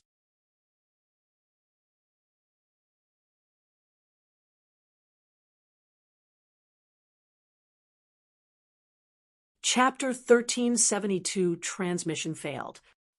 am just concerned like any other person would be. We faced these creatures firsthand, so we know just how dangerous they are, E declared. I understand, but there is nothing to worry about. The creature wasn't freed, and it will remain that way, especially now that Jack and Mac are returning to Earth, General Dickstrat retorted before tapping EE's shoulder twice to bid him farewell as he walked away. Jack and Mac are returning, EES muttered. He sounded very troubled. I need to inform Gus about this, EE said internally while a violet-colored vortex appeared in his line of sight. EE proceeded to walk through the vortex and arrived directly inside of his apartment, which was more than 20 miles away from the MBO tower. He stood before his desk and reached out to touch a device positioned atop. TRRZZZ. The device vibrated a couple of times while displaying a couple of words on its surface. Transmitting. Transmitting. Transmitting. Transmission failed. EE's eyebrows furrowed as he spotted the feedback from the device. What's up with this thing? He wondered out loud before tapping the device again. Transmitting. Transmitting. Transmitting. Transmission failed. The same occurrence played out again, causing an expression of confusion and slight frustration to appear on EE's face. He tried multiple times, and it remained the same. EE couldn't understand why the device wasn't working at the moment. It has never done this before. EE was in a dilemma. Just as he wanted to try again, a call came in from the communication button attached to the side of his left ear. Officer, EE, we need you to come in at the second base, a feminine voice called out from the other end. By we, who do you mean? EE asked cluelessly. In outer space, a pentagon-shaped spacecraft navigated through a sea of ambient waves of blue lines. The spacecraft seemed to be having trouble moving through this area of outer space as it quaked repeatedly and found itself being forced to slow down. Because of the sonic waves, a lot of functions are offline within the spacecraft, Gustav complained as they continuously moved forward. Communication systems are down as well. Good thing we don't need to get into emergency contact with anyone, Endrick voiced from the side. Although it is starting to get a little hot in here, Endrick added as he noticed the air conditioning within the spacecraft had gone offline as well. Space was usually cold, but not this part. If oxygen suits were not a thing, normal people wouldn't be able to survive around here, since the supply of air had been cut short. Triera, a ball of ice materialized in the middle of the control room. The surroundings instantly became chilly. Endrick and Gustav turned around, and as suspected, the one responsible for this was Cersei. She noticed their stares from behind and displayed a clueless look. What? Uncle Endrick said it was hot. For the millionth time, I am not your uncle. You're older than me, Endrick yelled in frustration. Gustav shook his head in pity. From what he knew about Cersei, she wouldn't stop. It was just like how he wanted her to stop calling him daddy, but decided not to stress himself over the title, since she would not stop no matter how many times he told her not to. But you're daddy's brother. I am, but that makes you uncle. You are not his daughter. I am too. You are not. Just like I am not your uncle. Okay, Uncle Endrick. You little big. Gustav decided to focus on the journey ahead, leaving them to their argument. It would take at least another day before we get out of the sonic waves region. Gustav analyzed. You are lucky you practically traded the former spacecraft for a better one, or the journey would have been slower than this. The system voiced within Gustav's mind despite being seated behind Cersei. Yeah, this one has the techno jump. We'll get to Zelio's tower 1 week earlier than planned. Which also means we can get back to Earth faster. Gustav responded internally in anticipation. Time went by very quickly, and soon they got past the sonic waves. Everything within the spacecraft became fully functional again. At that point, Gustav didn't have to manually navigate the spacecraft anymore. The trajectory was inputted into the navigation system, and the spacecraft resumed flying across space on its own. Gustav calculated that if there were no mishaps, they would arrive at the Zelio's tower in 6 days. Might as well spend this time channeling my bloodline, Gustav decided while getting up from the first seat in the control room. Theirs was a very high-grade spacecraft, so it was pretty much like being the landlord of a 4-story building. There were many rooms within, so Gustav could pick any one of them. Thanks to the history he had with the Tarks, which he still couldn't recall, he had gotten a load of freebies. Besides the consumables, he also got a supply of weapons, as well as a communication device that could transmit back to Commander Urgrel if he ever needed any form of assistance. I guess being the outworldly is starting to pay off, Gustav said internally as he walked into one of the rooms. He squatted and took a cross-legged position in the middle of the room after shutting it from within. I could at least try to get close to the peak of the first step in the next 6 days. Gustav shut his eyes at this point and began channeling his bloodline. At this level of strength, channeling one's bloodline happens to be an automatic function. Mixed bloods at the beta rank could be walking, talking, eating, having fun, or even fighting, and they'd still subconsciously channel their bloodlines. Improvement was automatic but incredibly slow at this level of strength. It was a miracle that Gustav was able to go from Delta to beta ranked in just 8 months' duration.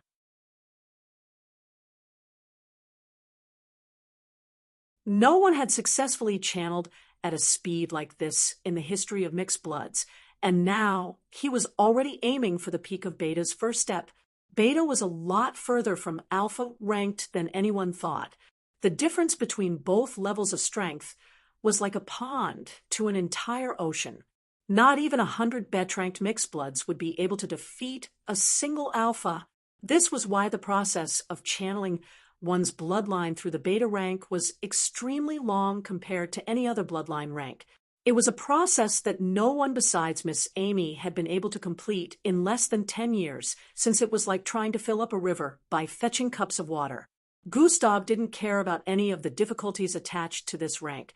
All he cared about right now was making sure he achieved the 3rd step of beta rank before a year went by. He already had the strength of an Alpha without reaching its rank, so he knew if he continued, he would have the chance of completing the first 5-year quest. Gustav was at a point where he could channel every single bloodline at the same time, so he didn't have to worry about being unable to channel any bloodline properly. The sound of blood gurgling rang out within the room as Gustav's veins turned visible and reddish all across his body. He couldn't fly without the help of the system or partially taking the form of one of his beasts who had wings because he hadn't truly become an Alpha yet, but at this moment, why Gustav's body levitated off the floor as steam erupted from his body. At this point, he had entered a deep state of meditation. His body completely focused on the channeling of his bloodline to increase its speed. Gustav suddenly found himself in an unknown dim space. His body was bare, but he was in ethereal form. "Hello," Gustav called out in confusion. "Hello, hello, hello." His voice echoed multiple times, giving the environment a sort of eerie vibe. "Where is this?" Gustav wondered out loud, and his voice echoed once more. A screen suddenly appeared towards the left. Gustav turned to the side and watched the footage being displayed on the screen. It showed a being of small stature and fluffy green hairs all over its body, standing in the middle of fleets upon fleets of spacecraft that had covered an entire vicinity in space. Upon the appearance of this being with its small stature, a burst of chromatic-colored energy surged forth from its position. It covered the entirety of that part of space, and every single person within the thousands of spacecraft fleets fell asleep. Another screen appeared on the right, and Gustav watched footage of a feminine-looking being with a serpentine tail and one eye in the middle of her arrow-shaped head.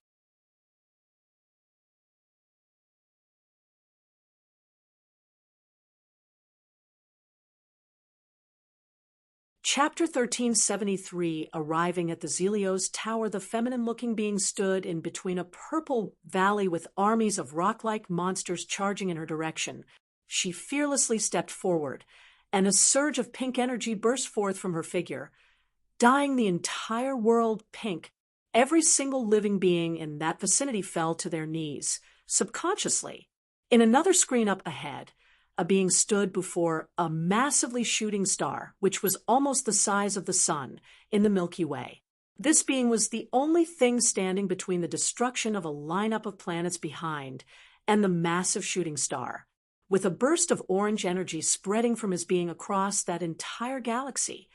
The lineup of planets behind suddenly turned illusionary, and the star phased through them without causing any form of damage.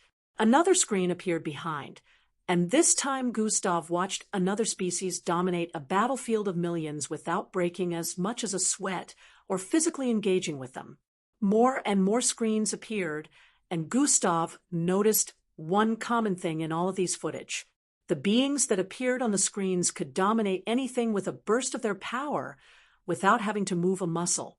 It instantly struck a chord with him as he realized the type of power they had used.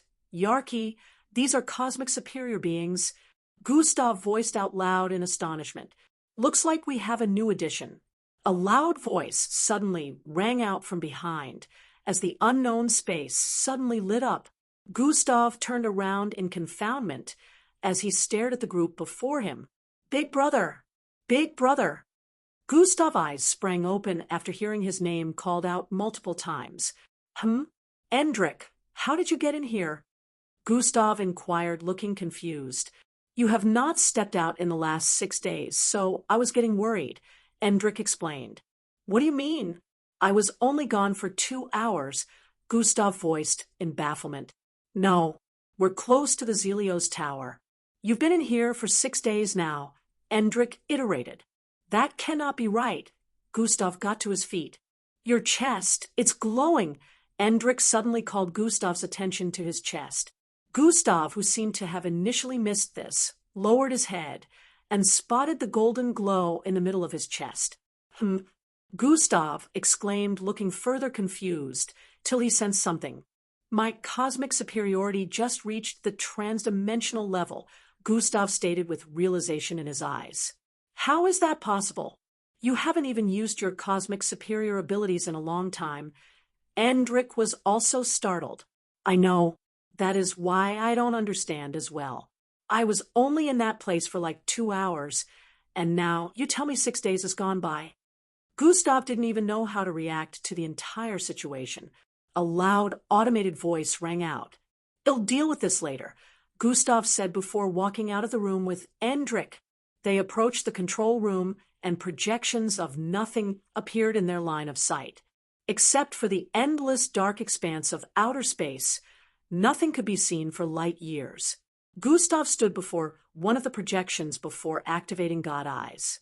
God Eyes has been activated. It's there. Gustav pointed at nothing. Cersei peered forward cluelessly. The entrance to the Zelios Tower, Gustav muttered while keeping his finger pointed in the same direction. We can't go in with spacecraft, since they are not allowed. Prepare to get off, Endrik said to Cersei. Yes, uncle. Her response caused Endrik's face to twitch repeatedly. I would have preferred we went in alone, but it is more dangerous to leave her out here by herself, Gustav voiced while passing a white and black spacesuit to Cersei. It was time for them to get off the spacecraft. Gustav and Endrik didn't need a spacesuit to stand in outer space. The cold was unable to affect them in the slightest, and they could hold their breaths, so it was no issue even though they couldn't breathe in space. The moment they got out of the spacecraft, Gustav snapped his fingers. Space around them glitched, and the entire building-sized spacecraft vanished. At that moment, it looked like they were floating around in the middle of nowhere, but that wasn't the case.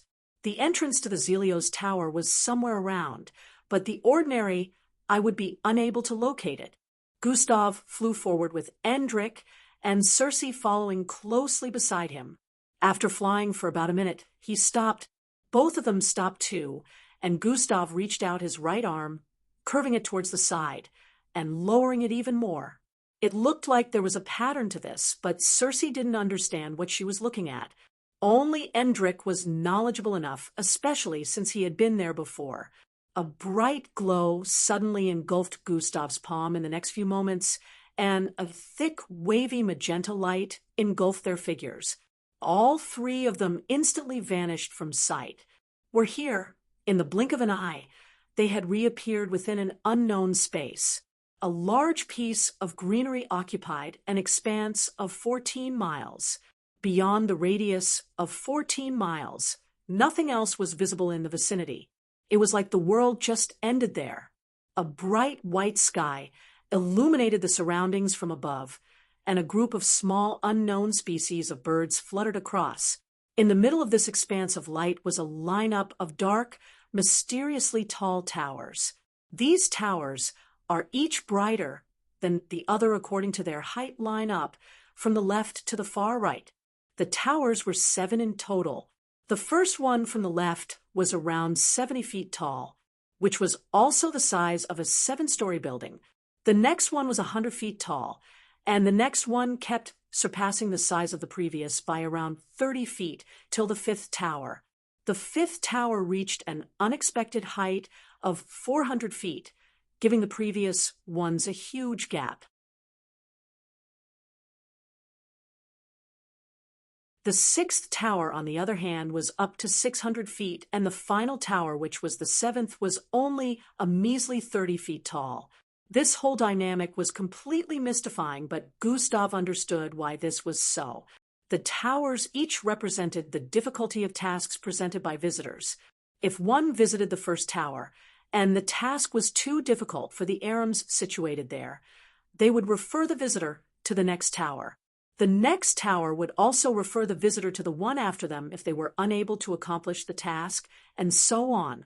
The 7th tower had the highest level of Arams who could uncover any information, no matter how difficult, but there were only 3 of them, which was why the tower was very small compared to the others. The Zelios Tower was a dimension crafted by beings known as the Arams. The Arams were all-knowing beings who were said to be able to acquire any information required. Whether it was information about hidden locations in the universe or information about history lost to time, they could acquire it. One just needed to articulate their request at the hands of the Aram, and they would know anything, so long as it existed in the present or past. As for information about the future, no one risked asking for knowledge about that due to the requirements needed to acquire such information. Also, the last time a visitor managed to acquire information based on the future, they ended up in a mental asylum. They got what they wanted, but the effects were something they were unable to handle. This tale was very popular and had deterred lots of visitors from asking about the future. Would they even be able to fulfill the requirements if they wanted such information? The problem with the Arams wasn't that their services had a cost attached to them, but the fact that their costs happened to be extreme 9% of the time. The Arams were like monks, very peaceful yet chaotic and unreasonable. They would never agree to your request unless you fulfilled the requirements attached to getting the piece of information you desire. Andric was the one who visited here months prior and made the request that pertained to uncovering how to get access to the dimension Falco and Angie vanished into. At that time, he had been referred to the 5th tower, which gave him the task of acquiring the hearts of 8 tartan beasts on the Tracheor star. The Tracheor star was known for its movement across space, making it difficult to track down. It was also a war location millennia ago, which was where its odd name came from. The beasts located there were powerful enough to wreak havoc on any planet and wipe them out easily, which was why the requirement was considered an unreasonable one. Besides the difficulty of locating it, since it was always drifting across space, there was also the fact that getting close to it would mean certain death. Check out my WPC, DEC, and JN entry. I am just a member of the Sword Heroes Party. Add to your library and support to help me win.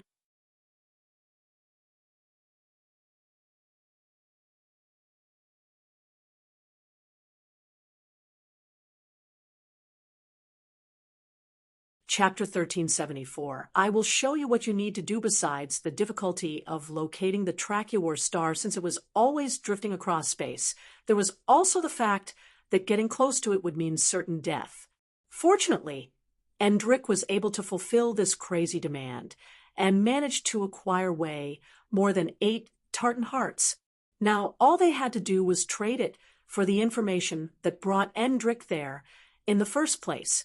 Gustav, Endrick, and Circe walked toward the fifth tower upon their arrival there. They weren't the only ones in the surroundings. Other alien species could be sighted as well. After all, information was a universal need. They arrived at the entry point of the fifth tower and inserted some pearl-like stones into the walls, since no one could enter the tower through conventional means. They soon vanished and reappeared on a part of the 8th floor of the 5th tower. They appeared in the middle of an intersection that led to 6 different hallways. The floor had a large flower pattern design that glowed slightly upon its appearance before getting dim. Just as Gustav suspected, the interior of the tower was much larger than it looked from the outside. The entire place was crowded with hundreds of different-looking species trotting about. Despite the numbers, the vicinity was still relatively quiet. This way, Endrick said to them, and turned towards the northeast direction. They began walking towards the second hallway on the right until they disappeared into the crowd. Minutes later, Gustav, Endrick, and Circe had entered a large space with a bunch of people waiting by the sides. Endrick took bold steps forward until he arrived before the counter, where 2 beings with gray, scaly faces and long canines reaching their chin area could be spotted. These 2 were Arams who seemed to be apprentices due to the golden-striped gown-like outfit they were clad in. Requesting a presence with the mundane one, Endrick stated, "You will have to wait in line like the others." The one on the right responded, "I already have an appointment. I have brought back the requirements," Endrick said with a straight look. There was no way they could wait in line for all of those people to be attended to first. It would take days. "Name?"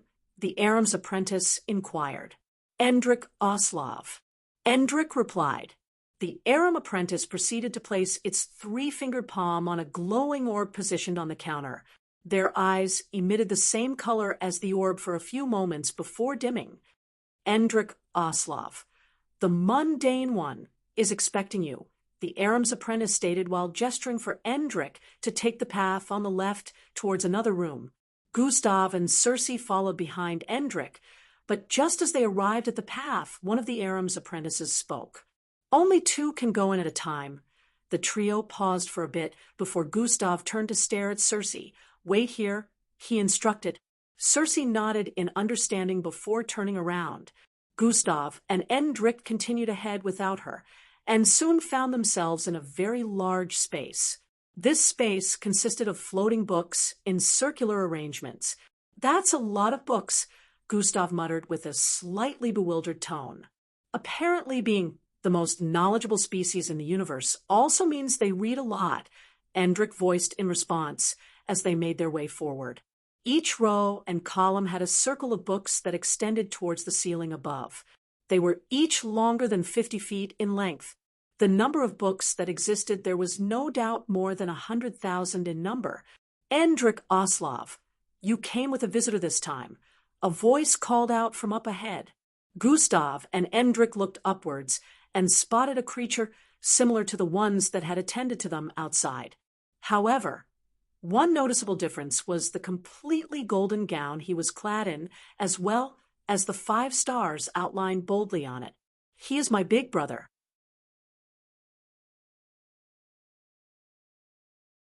"The one who originally sent me on this quest," Endrick answered while the being used a floating stairway by the side to descend.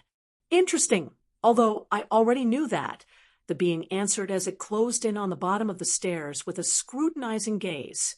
"Mundane one, I have acquired what you required of me," Endrick stated. "Our sweet, sweet rhymes," the mundane one said while walking towards them. "You wouldn't copulate with me, so you took the hard way out, eh?" The Aram known as the mundane one arrived before Endrick and reached out to stroke his left cheek. Gustav was immediately taken aback. "I thought it was a he and not a she," he hid his look of discomfort. However, the mundane one seemed to have noticed this and immediately turned to stare at Gustav. "The Arams bear no gender. We can copulate with any gender of any species," We will still bear an Aram's regardless, since our genes are supreme, the mundane one intoned. I see. Gustav responded rather dryly. I like this one. He seems to have quite the spunk, and not to mention that he is a sight to behold, the mundane one said with a look of interest while walking towards Gustav. Gustav tried to hide his repression to no avail as he stared at the mundane one before him. The good looks run in the family, I guess.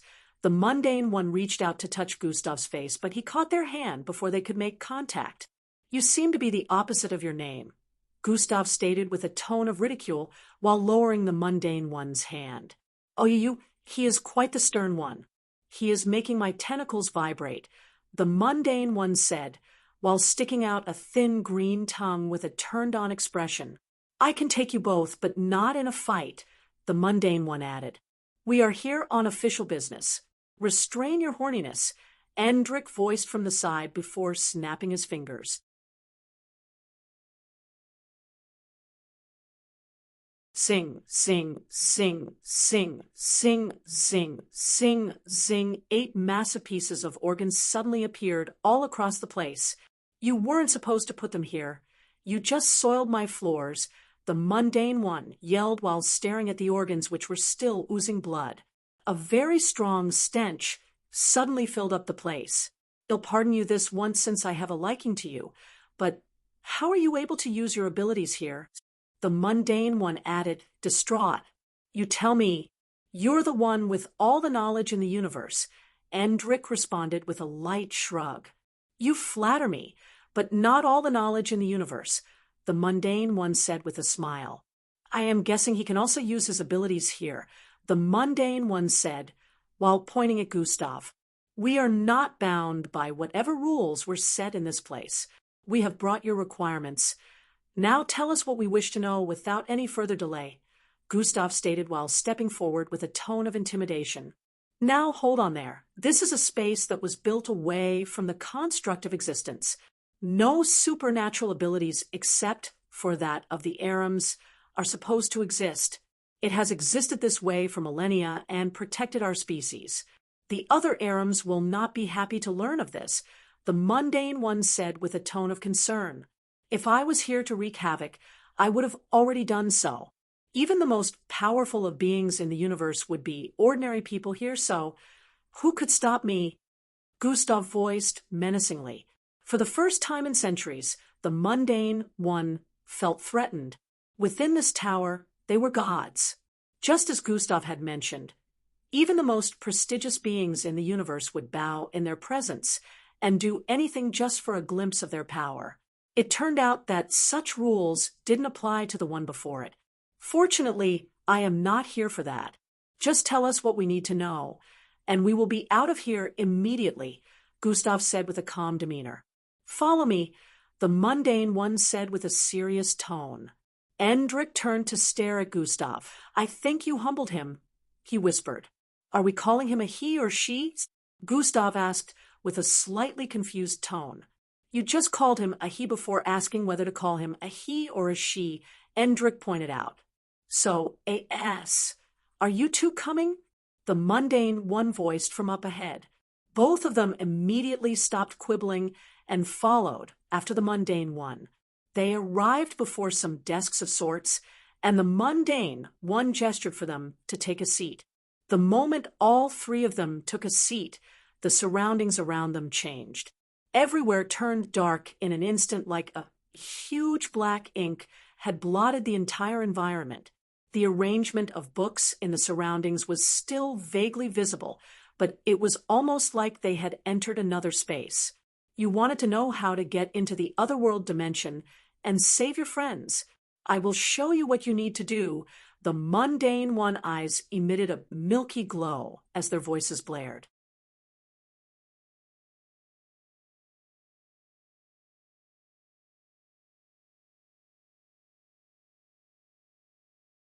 Chapter 1375, Finding the Mundane, one on another path within the tower. A group of 5 in yellow robes trekked forward with enthusiastic expressions. They were all half human and half insect in physique. 2 long antennae rested atop their brownish, roughly shaped heads. and above the antennae were eyeballs. Their presence didn't attract any attention, since seeing species from different parts of the universe was a normal occurrence. Mylox, are we even going the right way? One of them questioned in confusion. The mundane one was said to be on the right path. The largest one in their midst answered, "Am not so sure. I haven't noticed a design that I recall from the path we walked through the last time." Another one spoke from the side. "No one asked you, Vilax," Mylox said with contempt in his voice. "But he is right. Maybe we should ask around," a feminine voice suggested from the side. All right, Ozark," Mylox said with a contemplative tone. Vilax shot Mylox a glance before shaking his head slightly. "Don't take his attitude to heart," Ozark whispered from the side. "Acting this childish because of my stance on the matter back home is ridiculous," Vilax voiced in response. "Almost everyone believes he is responsible, so I can't entirely blame him. Only you and I know the truth," Ozark said with a comforting tone. "Indeed, let's focus on recovering the rest of our people for now." Vilax didn't think much of the present predicament anymore. The group of 5 proceeded to ask around, and just as Vilax and the others suspected, they had truly been heading in the wrong direction the entire time. "It was the other right," Mylox said while turning around. "Didn't I already mention we were headed in the wrong direction, Captain?" Vilax retorted with a light scoff. "Don't be petty, former Captain," Mylox responded with disdain, obviously looking to rile Vilax up. Vilax ignored his petty response and kept heading forward. Mylox happened to be about 3 years older than him, which would be almost 20 years if converted to Earth's time. Since Mylox was 3 years older than the required age, he was unable to participate in ISOP. Vilax became the captain of the ISOP due to this, and ever since then, Mylox's attitude toward him had changed. Mylox became the captain of the 5 Ozus teams sent to the Zelios Tower to bring back information on their missing kin, and now he was trying to give Vilax a hard time. Fortunately, Vilax didn't seem to care about the schematics. He just wanted to get what they needed and bring back the information. The group of 5 soon arrived in a space with a bunch of species waiting by the side. They spotted a human-looking figure in there, mixed with blue hair, but didn't think much of her appearance. It was normal to see species from all across the universe around here. "We're here for the mundane one," Mylox stated. "Wait in line if this is a first appointment," one of the 2 Aram's apprentices voiced. "It is not a first appointment. We brought the required items," Mylox answered. "The mundane one is currently attending to visitors. Your group will have to wait till it is finished," the Aram apprentice stated. "How long?" Mylox asked. "Until the mundane one says it is finished," the Aram's apprentice said once. "Can he speed things up?" Mylox sounded impatient. "Until the mundane one says it is finished," the Aram's apprentice repeated. "Let's just wait till the mundane one is done," Vilax said from the side while turning around alongside the others. Mylox grunted in discomfort before turning around as well. They found different places to sit, since the surroundings were stacked up. Vilax sat beside the human-looking girl with beautiful blue hair and eyes. The place remained silent for a bit till the young girl passed a bubble gum to Vilax. Vilax stared at her hand in confusion. "Why are you giving me this?" he inquired.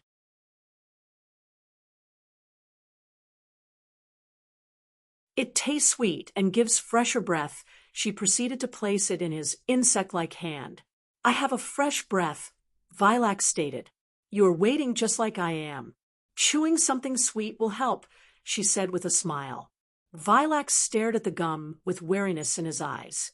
This wasn't a usual delicacy to Ozus, and he couldn't even tell if it would suit his taste buds.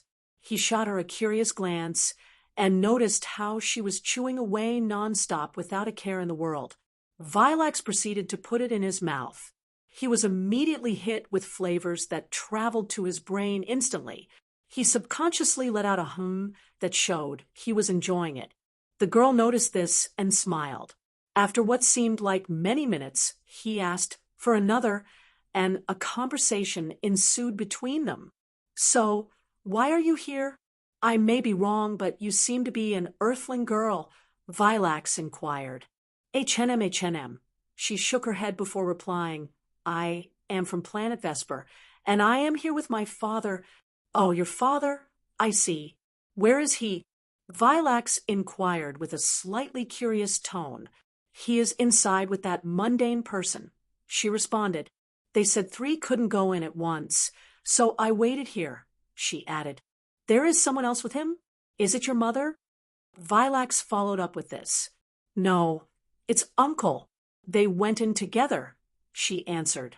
Vilax immediately understood that her father and Uncle were currently inside with the mundane one, which was also the reason why they were still out here waiting.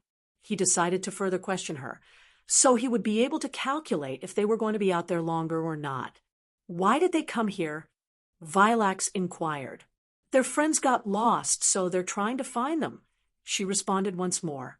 Must have been quite the disappearance for them to need the help of an Aram in the 5th tower, Vilax replied in astonishment. Your father must be very nice, he added. Yes, he is the best, and the most powerful too, she responded with a look of admiration.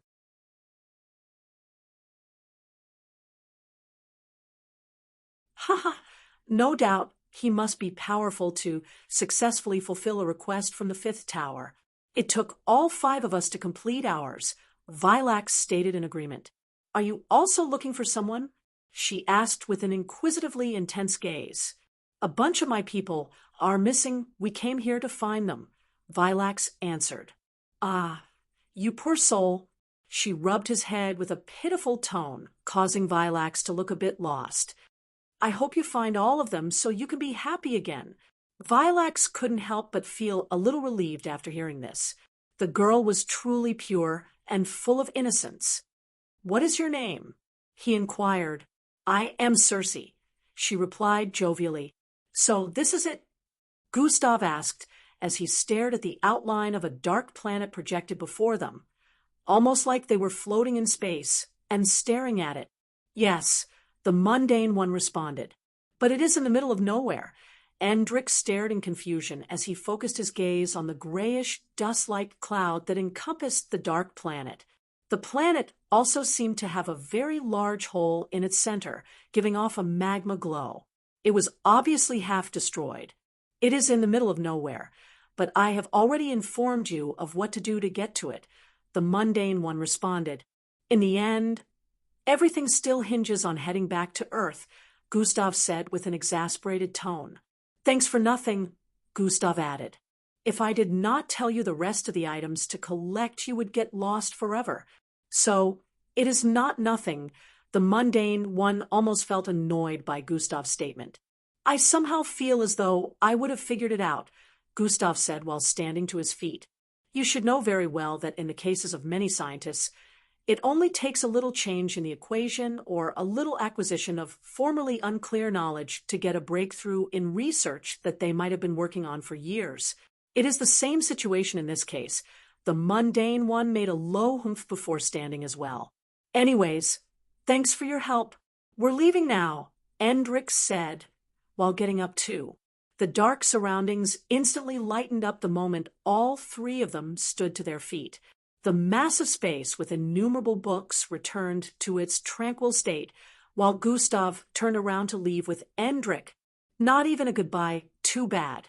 The mundane one stared at Gustav's back with a look of longing as they made their way out. Creep, Gustav mumbled. They soon walked out of the space and arrived at the waiting area once again. Circe, we're leaving, he stated while stepping forward decisively. Gustav Crimson? Loud yells suddenly rang out as the group of 5 sprang to their feet.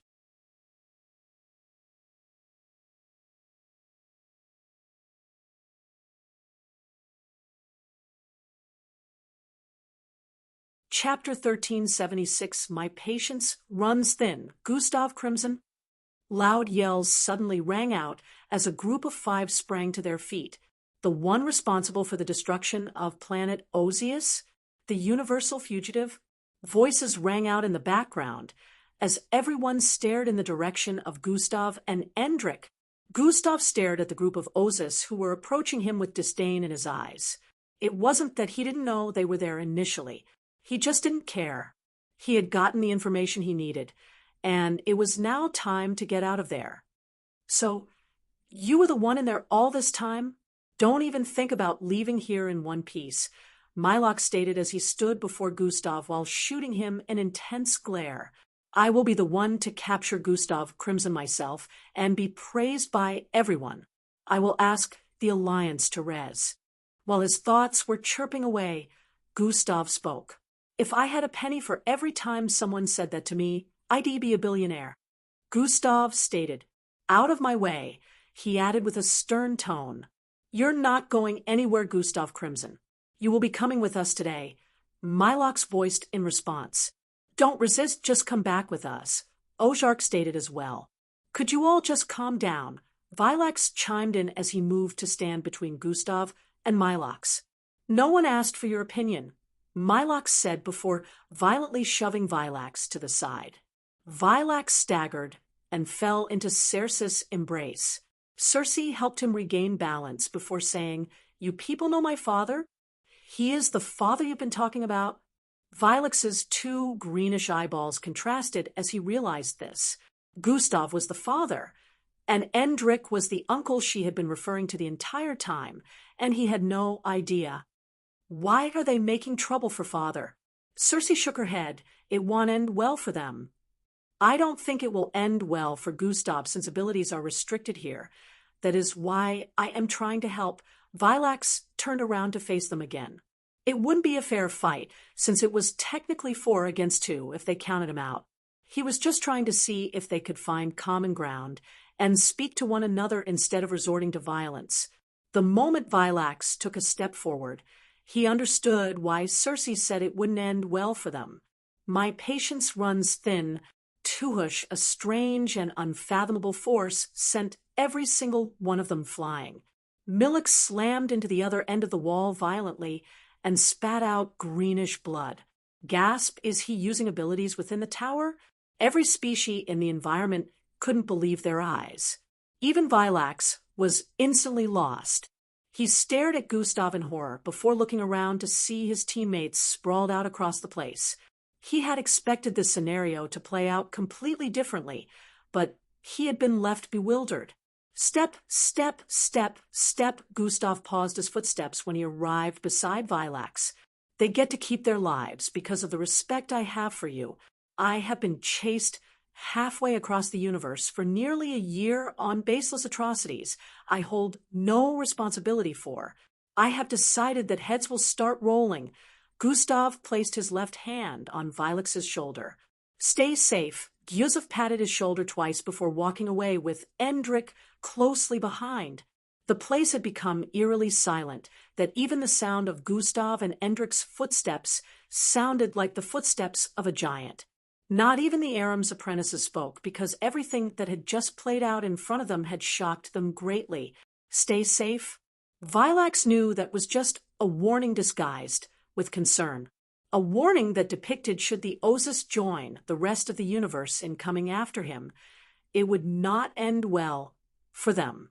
Let's go, Cersei, Gustav called out from up ahead. Vilax by.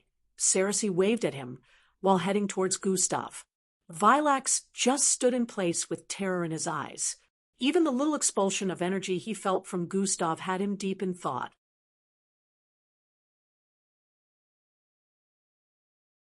Would they be able to face him even with their abilities active?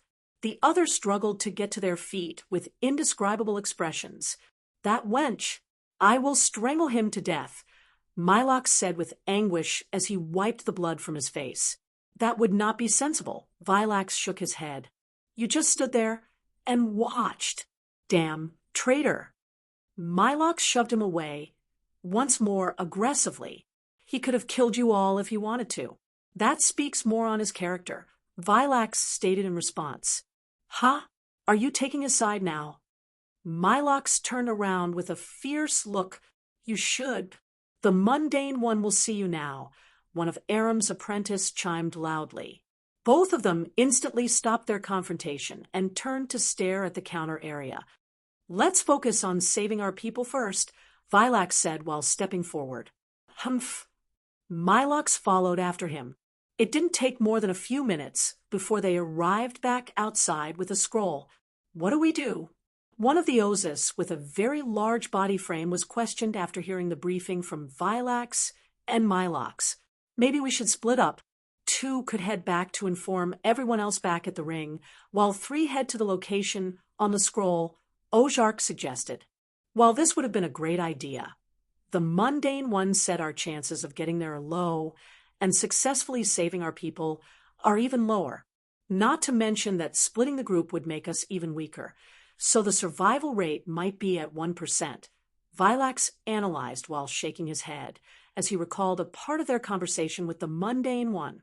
Underscore, underscore, underscore, underscore, underscore, underscore, underscore, C-filing? So they were turned to slaves by this person who moves across the universe to collect more species to put in bondage? Precisely that. The scroll will lead you to his current location, but it won't last. Once he moves again, the scroll will be rendered useless. Knowledge is never static, so we have to head to him immediately.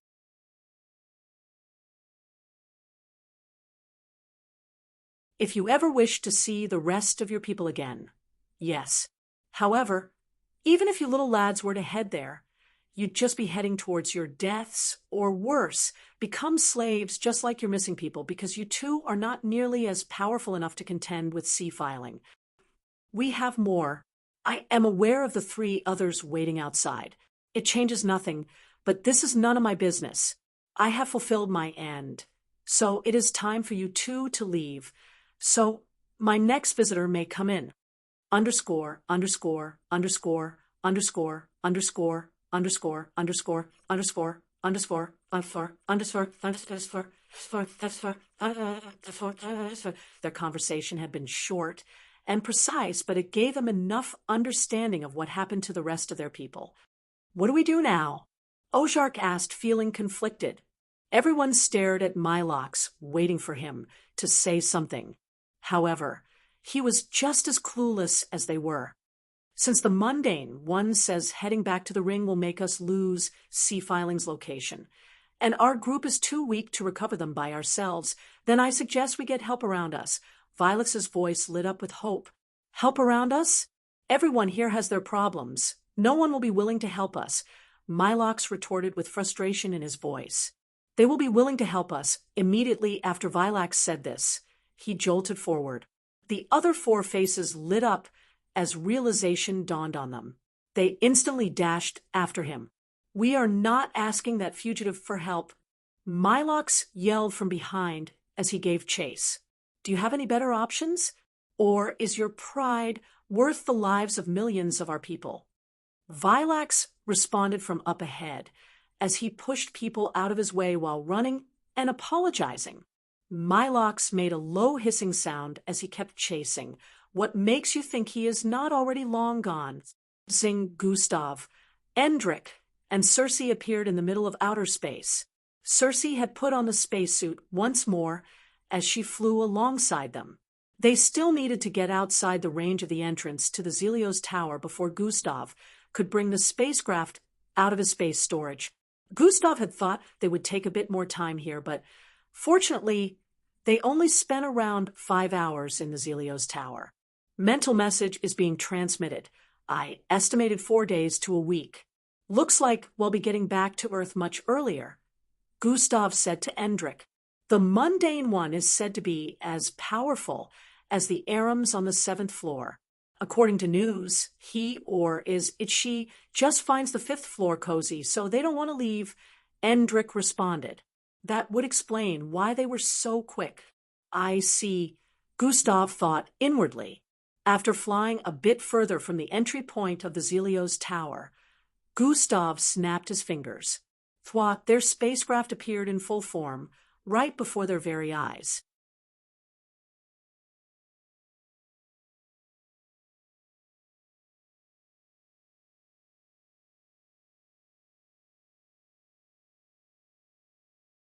Chapter 1377 time is a luxury the trio moved towards the entrance and wasted no time in boarding it. The interior lit up upon their infiltration, and Gustav proceeded to move towards the seat before the control panel. Endrik joined Gustav, and Cersei took off the space suit before strapping in. At that point, Gustav was tapping on his dimensional bracelet to pick their destination point. Endrik squinted his eyes as he noticed something in the distance.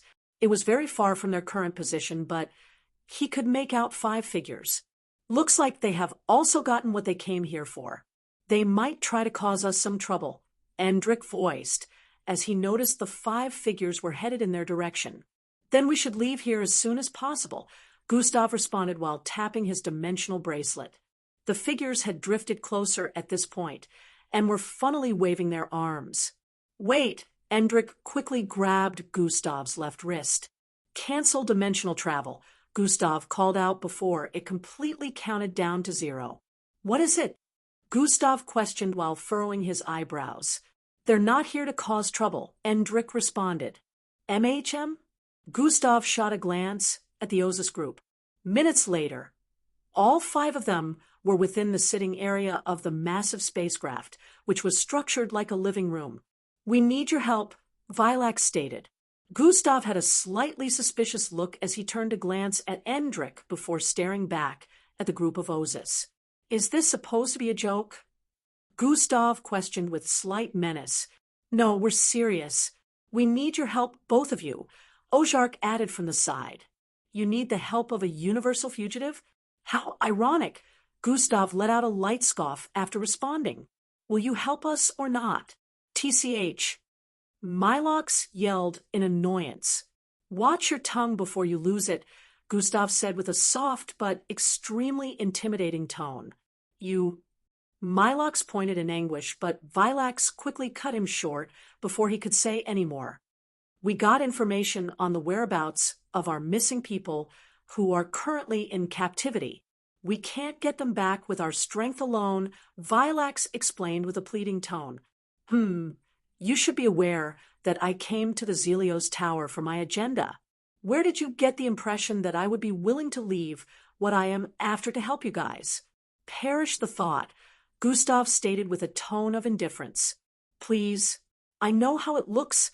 You are being blamed for the destruction of our planet and wanted by the Alliance. You have no reason to help us, but we can't get our people back without your help. I am not asking you to let go of your agenda. I am just asking that you render us a little assistance. Vilax kept trying to make Gustav see reason. No, go find help somewhere else.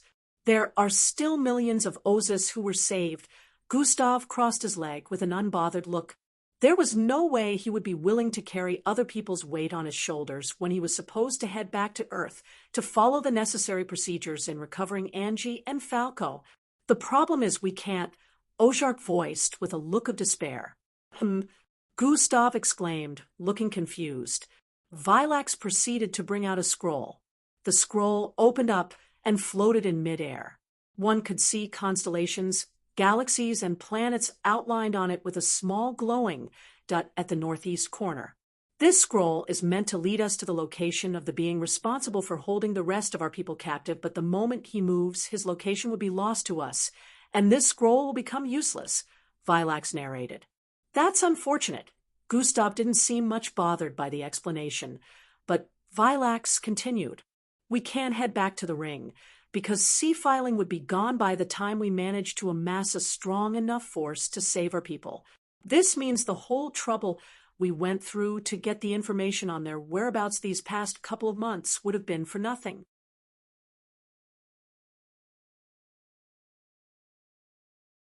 We need to go after him immediately, but our group isn't powerful enough, and that is why we need your help. Vilax stopped after mentioning that much. Nah, I ain't interested. I've got my matters to attend to, Gustav said while standing to his feet.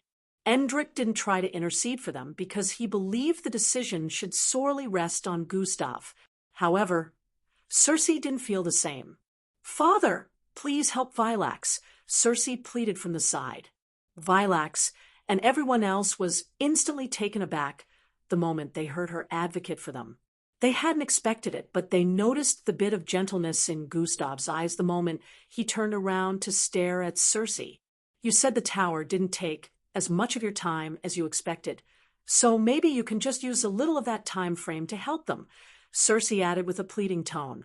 It was true that Gustav estimated a longer time frame than he spent in the Zelios tower, but he didn't know how long it was going to take them to travel to wherever they needed to in space and get the other Ozas back. Even if I decided to help them, what is the guarantee that it wouldn't take much of my time? Time is a luxury that is extremely precious to me right now. Gustav shook his head. Since he had been presented with the opportunity to get back to Earth that quickly, he was going to make use of it. How much time can you give us? Mylox suddenly questioned with a desperate tone. Who allowed this monkey to speak? Gustav asked with a repressed expression. Mylox fell to his knees in the next instant and bowed his head. Please, I don't care whatever you call me. Just help save our people. His actions and words surprised everyone in the vicinity, Gustav included. We will make do with whatever time you give us, and once that time is up, regardless of whether our people have been saved or not, you can leave. Vilax joined Mylox in pleading.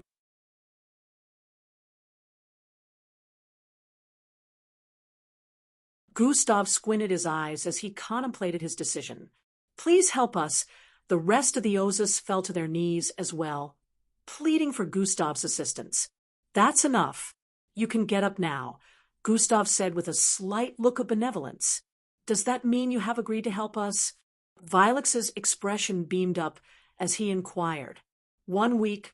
I will only input 1 week of my time in helping you lots recover your people. After that you are on your own, Gustav stated with a strong tone. Thank you, Vilax, and everyone else showed their appreciation enthusiastically. Don't thank me yet. Gustav turned away and walked towards the control room. What are you waiting for? Come input the coordinates into the star navigation system. Gustav called out to Vilax, who instantly responded by jumping to his feet and following after Gustav. The rest of the Ozas decided on who they would send back to the ring to give the others information on what they were up to. After a couple of minutes, preparations were complete, and 4 Ozas were left within the spacecraft with Gustav, Endrick, and Circe. Let's go, Gustav stated while powering up the engine. Twi-hi-hi, the spacecraft bolted into the distance in the next instant. In an unknown region in space, hundreds of millions of beings stood underneath a blood-red sky, engaging in all sorts of activities. Some looked like large beasts with long, sharp tails. Some looked humanoid with oddly shaped heads. Some others looked metallic with glowing chests and backs. Some even looked like half-toads and humans, while some looked like evolved insects. One couldn't count just how many different species could be spotted strewn across the unknown location. Some were tilling the ground, as farmers would do, and planting odd-looking seeds, while some mounted technological machinery and vehicle to perform the same task. Some were lifting heavy loads and moving them from place to place. Some were building structures and beautiful-looking roads. All kinds of activities could be witnessed. One common thing was the mysterious purple collar around the necks of most of the species. The species that didn't have necks had this purple collar around a different part of their body. There was not a single being there that did not have this collar except for one. At the top of a tower, a figure with a cylindrical head clad in a long, black jacket watched these beings engage in various activities with a proud smile on their face. The capturing has proved rather useful. I am 60% closer to finishing, he voiced cynically, sending silent chills across the environment. I should move on to the next capture zone, once the PO has more information for me. After saying this, his figure vanished from sight. For eyes flickered open, and what appeared in view was an outdoor pool. I need you guys' support. Check out. I am just a member of the Sword Heroes party. Add to your library and vote. Thank you all. You're tuning in to the Mystic Fist YouTube channel. Don't forget to subscribe and join us on this journey to catch the most captivating stories.